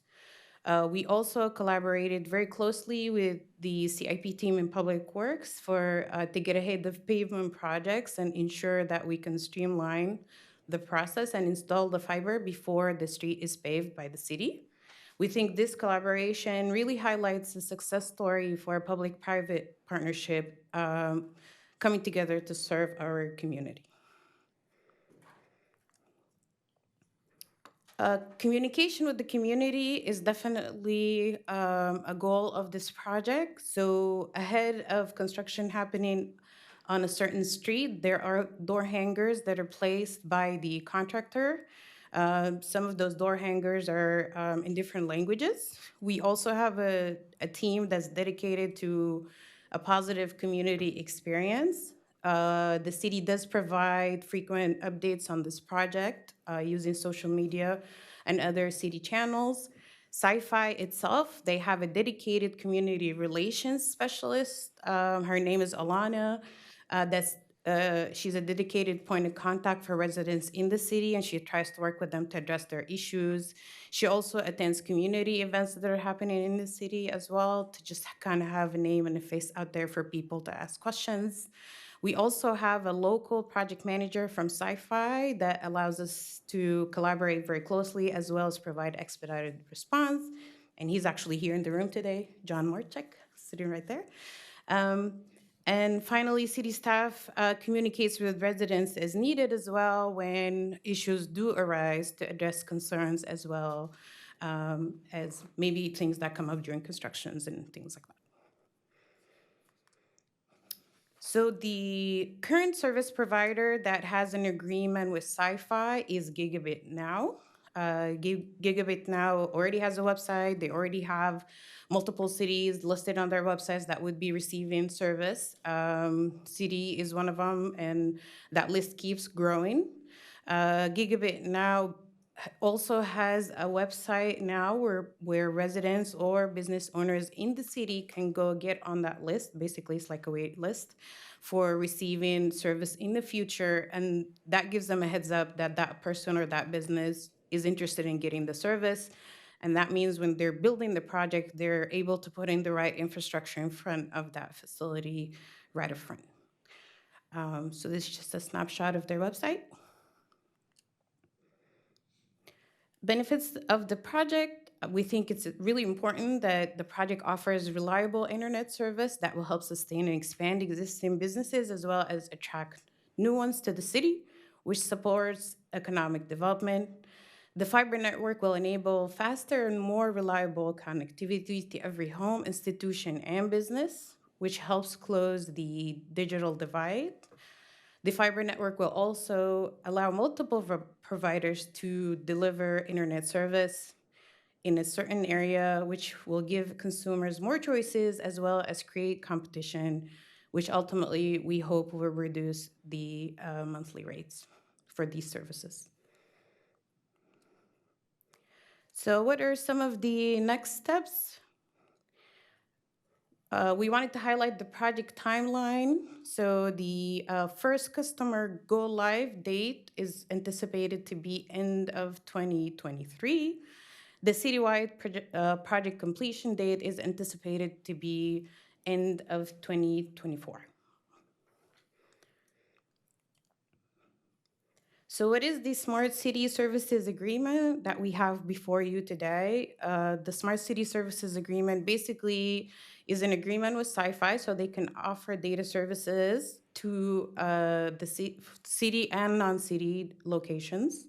Those locations are defined in the agreement as demand points. There is a list of initial demand points. Those are locations where the city is currently receiving service. So instead of paying our current service provider, we're gonna take that same annual amount of money, pay it to Sci-Fi and Gigabit Now, and receive what is expected to be better service at that same price. That initial demand point annual pay is currently anticipated at $12,840. There's also a list of future demand points identified in the agreement that include city locations, parks, schools, and other locations that we can keep adding to that list. Future demand points will have the option to receive services through Sci-Fi as well as the service provider that's using Sci-Fi network at the time.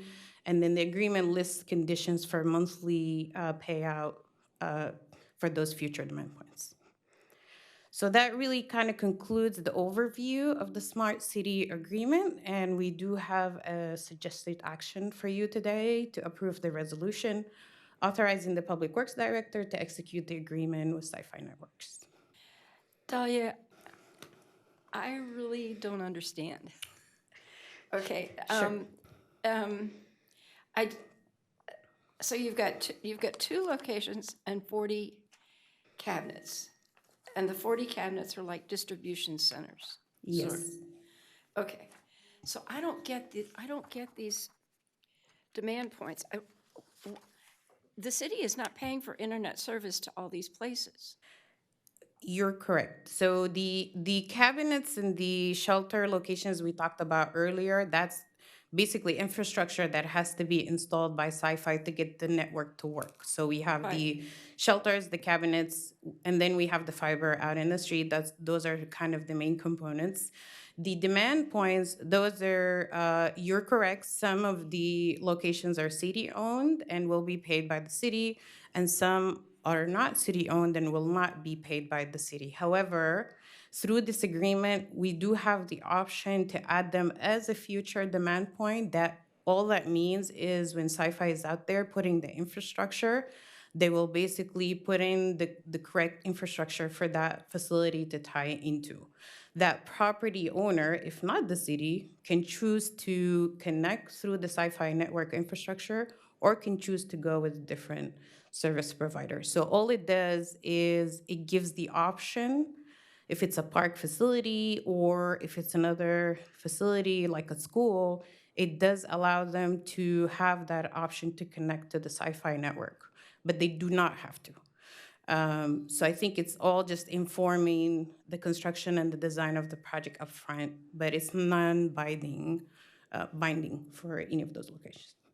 So what does a demand point look like? That's a really good question because some of these demand points, for example, one of them is City Hall. City Hall is identified as an initial demand point. That means we currently receive a service from a certain provider, but Sci-Fi will connect City Hall to their network, and they will install the required infrastructure for us to do so. And at that point of activation, whatever we used to pay in monthly fees to the current provider, we're going to switch and pay it to Sci-Fi and Gigabit now. So that's an example of a demand point. Another example of a demand point is pump stations, for example. We have all 6 of our pump stations listed on there. Our pump stations do not necessarily have buildings. Some of them don't, and some do. For the ones that do not have buildings, it's basically we have to go out to the field and identify exactly what that connection point looks like for each of the locations. So it does vary. And we also have parks on there and things like that. So the connection point does not necessarily have to be a building or a wall. It could be something identified out in the field as well. So if we're not paying for these already, then where did you come up with the figure of $12,000? So $12,000 is cumulatively what we pay for service at City Hall, at the 6 pump stations, at the PD building, the courtyard, neighborhood services building. I think that's all of them.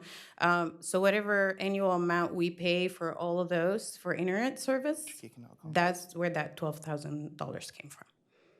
So the issue that Albert and I have been talking about, I'm aware of at least one neighborhood where they've been waiting 4 months to get their sidewalks repaired. And it may be longer than that. Yes, we're fully aware of the issues with the restoration. I will say there was definitely a backlog with the restorations. We have been working closely with Sci-Fi to make a change to some of their construction methods, and that's been taking a little time. We also had some weather disruptions and things like that. So we're well aware. We're trying to work with them to expedite those restorations as fast as they can.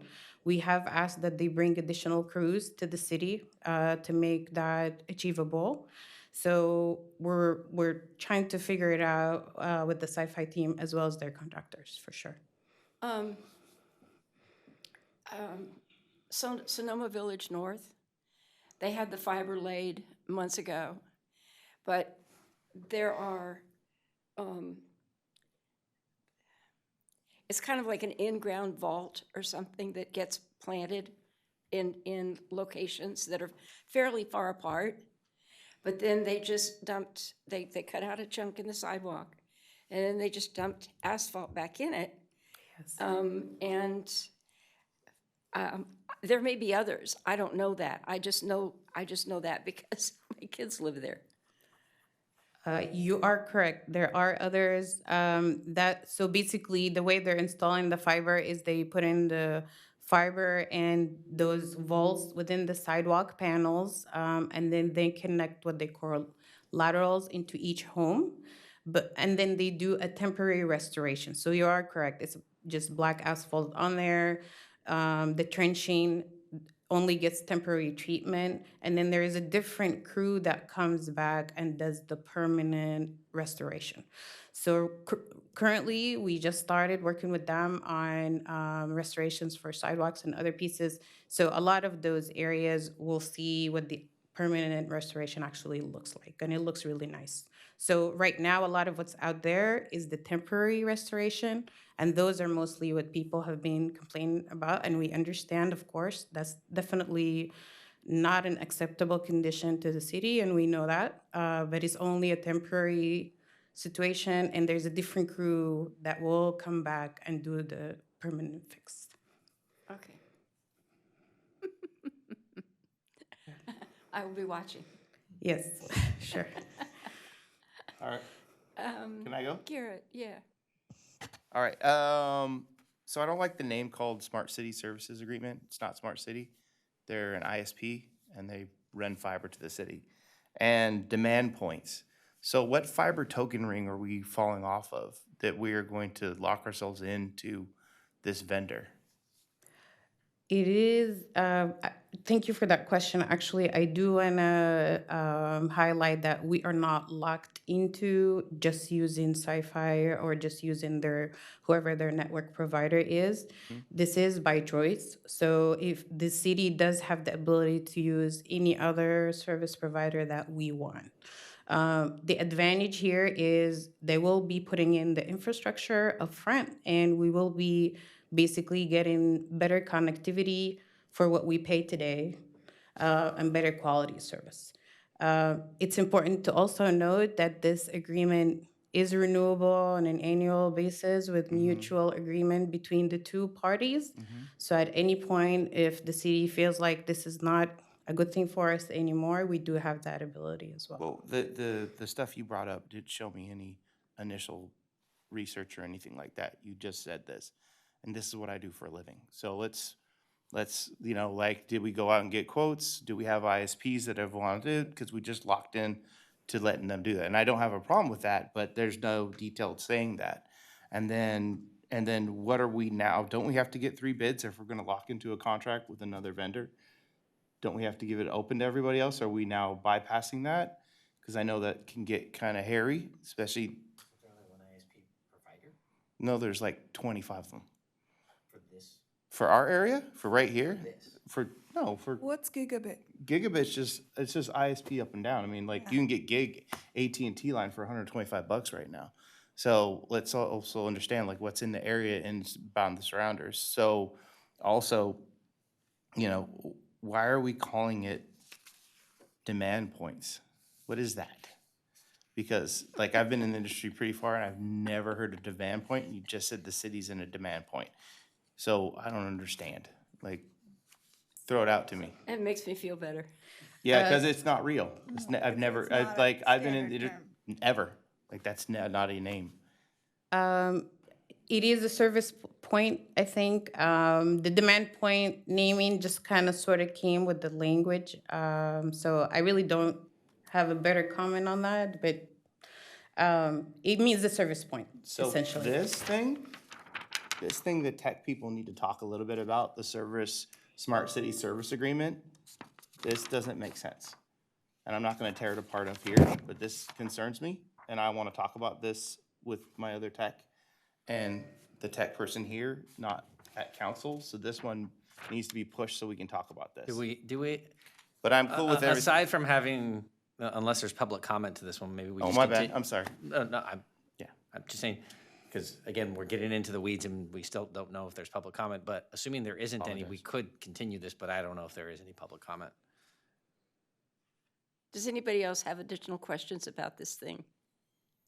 Come on, techie, don't try to David? walk out the room. Siri? So, my understanding about your demand points is, first of all, they're laying the fiber optic network throughout the city, but it's not coming to these areas, which is why you're trying to place these additional demand points, because they're not coming through that area? No, so for example, City Hall, as part of the master agreement, Sci-Fi will run fiber on Prospect Park Drive. Okay. The piece that they will not do typically is take the fiber from the street right of way and bring it all the way to the City Hall wall. Yeah. Through this agreement, we're getting them to do that for us for free. We don't have to pay for it. So that's also part of this benefit we get. What do you call that? That last mile of connection from the street right of way to the City Hall wall. Yeah. Where we pick it up. That's on Sci-Fi to do for these initial demand points.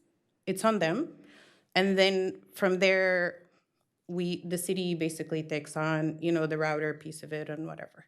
So, but as far as fiber going down the street, that is in every city street. So, sorry, can you repeat? So you're saying that Sci-Fi will bring it up to the city hall and city hall will pick it up as in, they will take it as an ISP, whatever they take.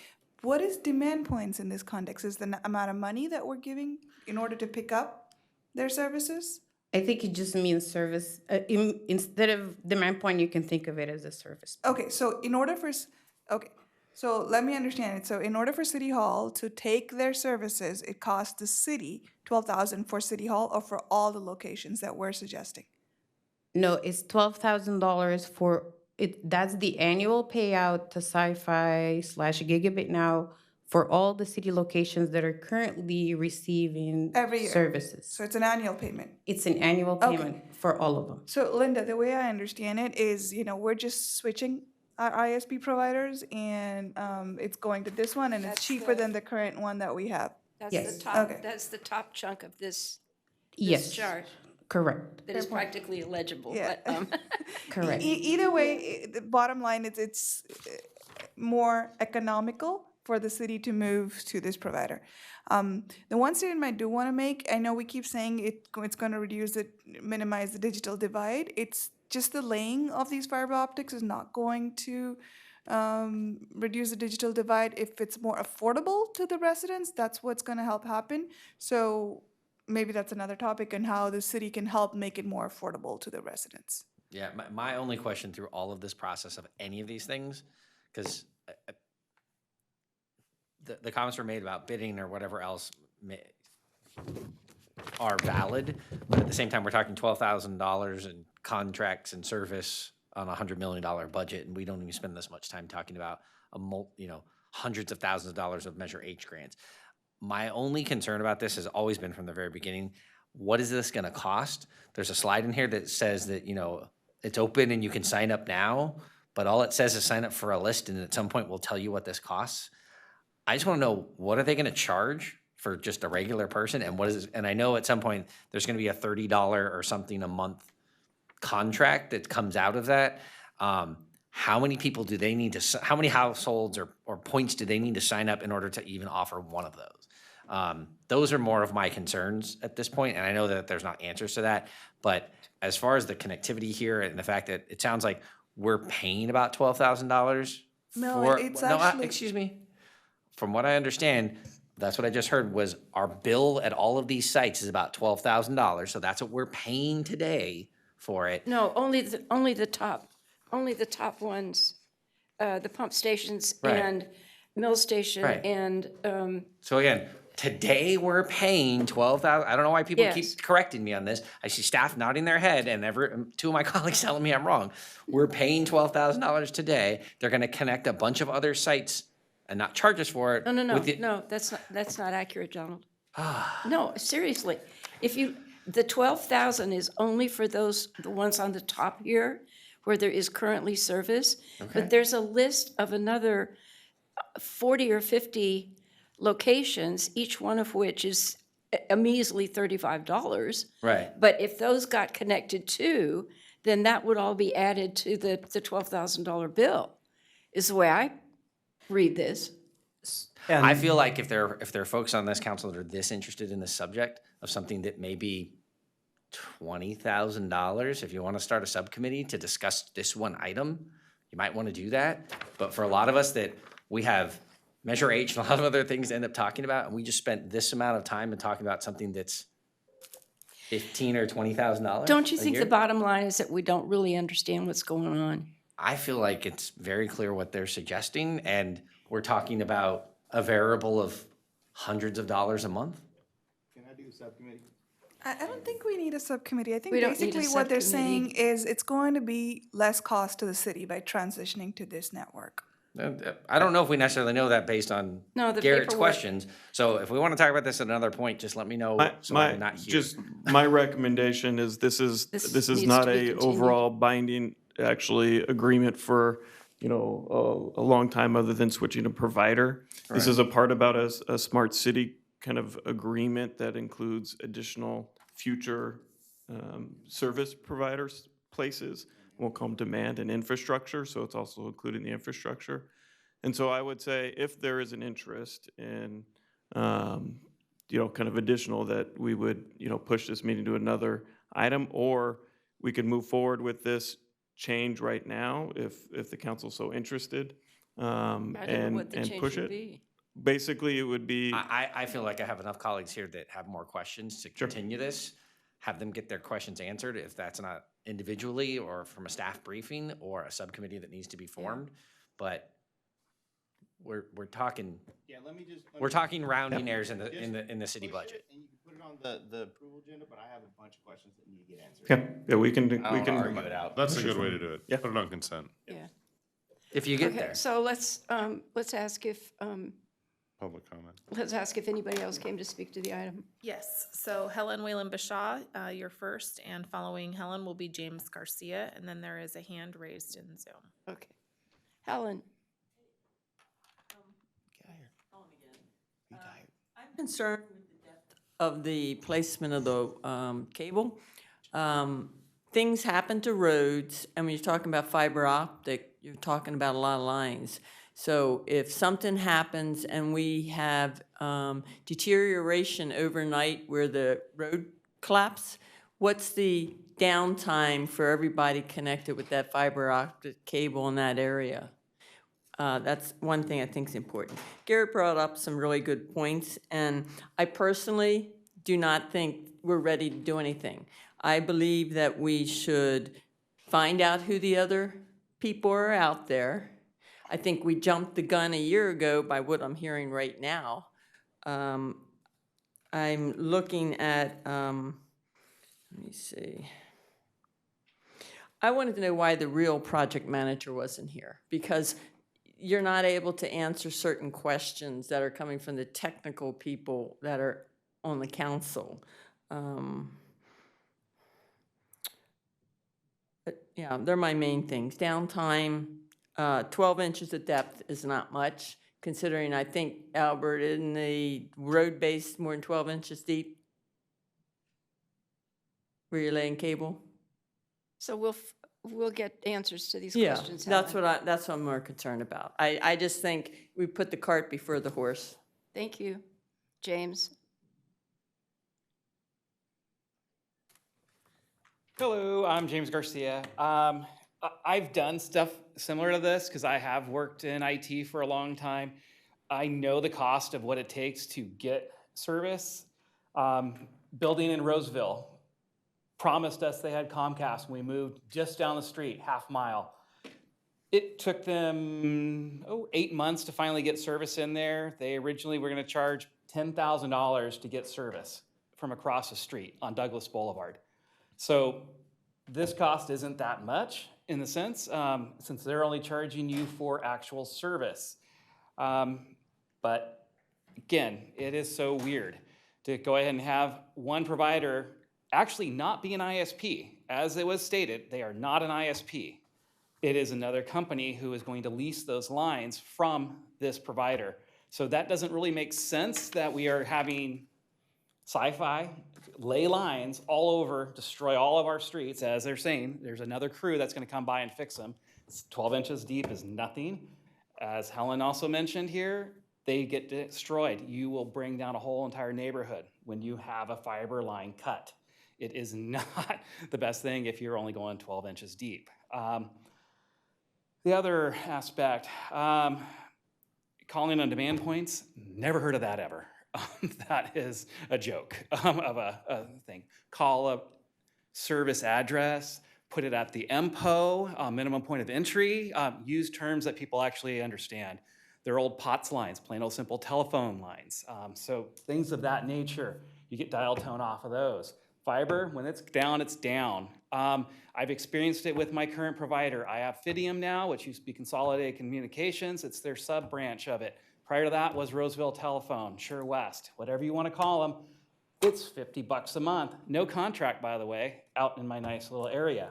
So I love that. So if you can't beat that, and I have Gig, Synchronous. They're the only ones who can provide it right now. You want to provide it? Great. Love that idea because Synchronous is the way to go. So I can actually upload just as fast as I download. Most people don't get that type of service technology. They get gig speed, promise you now, and then you get it for a burst, and then it goes down to 20 megs up. It's horrible.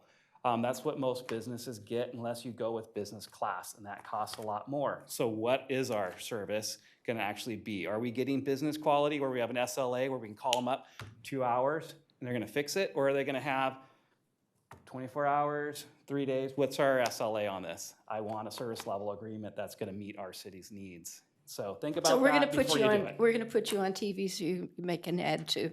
I'm just letting you know. That's true. You need that. Our city deserves it. Thanks, Thank you. James. Zoom? Yes, I'm going to call on Valerie. Valerie, I am unmuting you, and you'll have up to 3 minutes to speak. Hi, Valerie. Hi, how are you? Good evening, Mayor Budge, council members, and city staff. So I heard this company was coming in, and we have been earmarked all over the street with little flags and paint, and nobody's there.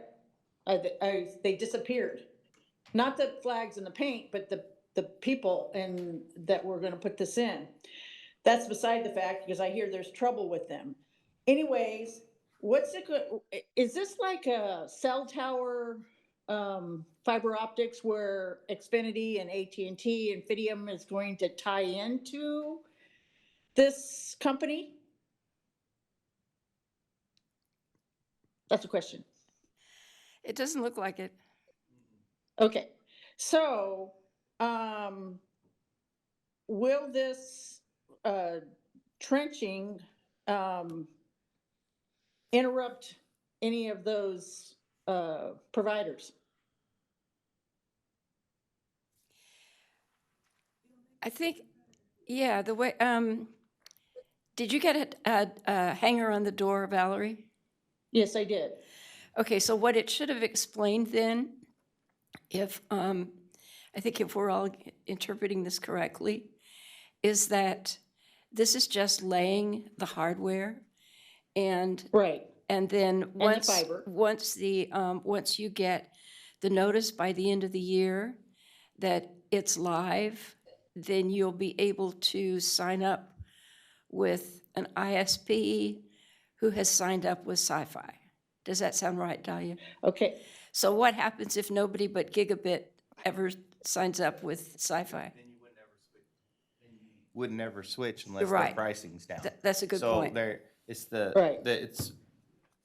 it's the last hop, and then once you go there, it's who brings it into the building, and then their pricing has to be under, which we still don't know pricing from this company that we're getting ready to sign up for, because that's what's gonna be provided to all the community, and if it's not under $125, which is what AT&T gives gig up and down, or I think what Comcast is at, $250 if you're business, $130 if you're a home user, even less. I pay 80. I pay Right, 80 there's an $80 gig, probably up and down, or $750 up and down. Councilmember, it just doesn't have to be cheaper, it could be faster too, right? So, I mean, gig, Okay. yeah, even machines So- can't talk that fast. So there's nothing that's gonna, I mean, you can't Okay, buy a so, router, so nerd So nerd. my So question Albert, is, when so Albert has a comment. Okay. Thank you, Mayor. If I may add, the investment by Sci-Fi, there is zero cost to the city for the investment that's being made, and there's no commitment to enter into this agreement. So I really appreciate council's comments, and we can actually absolutely look much deeper into making sure we're getting a competitive cost, making sure all of those things. So I really appreciate your expertise and your comments, and we can absolutely evaluate all of those things more deeply. In addition, I wanted to let you know that John Marchuk, Sci-Fi's project manager, is here, sitting in the audience. So if council desired to hear some of the technical background from Sci-Fi, that's available as well. Yeah, we also have another person from Sci-Fi on the Zoom. I think he was trying to say a few words as well. What I really want to do is sit down with my staff, you guys, and talk tech. Yeah. Because I need to, That's- I'm gonna translate my words into you guys, because I need the the techie side, and I know, Albert, that's not your expertise. You're more on the, tell me that 12 inches under the road, and I have no idea. Okay. what you wanna do. Valerie, are you good? Sorry, I just unmuted her. Oh. There was Valerie, you discussion. good? Why Are does you no good? one want to Okay. come to our meetings anymore? Everyone wants to do it with PJs on. Well, maybe because I'm we've all house- spent too I'm much house time sitting. here. I'm house sitting. Oh, That's thanks, why I'm Valerie. not there. We miss you, Okay, though. so, I'm glad, thank you. So when they're cutting the trench, are they going to cut any of the existing cables that are out there? No. Remember, it's a can't do different that. pipe altogether. So Okay. yeah, so what they're going through, like Comcast is way underneath when it comes penetrating into a Okay. house. So that won't even touch the sci-fi thing. You're more likely to penetrate it when you're, with other materials than to cut Comcast. It won't even come close. Plus, Comcast might even be coming, depending on where you're living right now, it might be coming from up in the air. So it might even be noticed, but not a chance. You're not going to have that type of thing. Because I have a hub in my yard, Yeah, so you're in the air. one of those round things. Oh, okay. And they always go to that when I have issues, and then they'll go out to the street on Zinfandel if it's bigger issues. Well, they'll come to the house, they'll go to the hub, and then they'll go to the big box out there on Zinfandel. Well, sir, first, appreciate you being the hub of Rancho. Second, you don't have Well, to I'm worry. one of many on the street. Yeah. No, you don't have to worry about sci-fi. Different locations altogether. Okay, so it's not gonna cut that line. Not even close. Okay, thank you. Okay, thanks, Valerie. Okay, we need a motion to continue to the 15th. Motion to continue to the 15th. Second. Call the roll. Councilmember Gatewood? Yep. Councilmember Pulapati? Yes. Councilmember Terry is absent.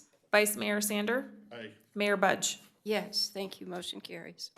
Okay, council requests for future agenda items.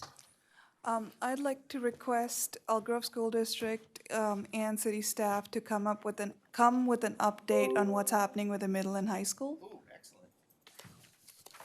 Good idea, Yeah, it's a great one. Good job, sir. good idea, Coming in hot. yeah.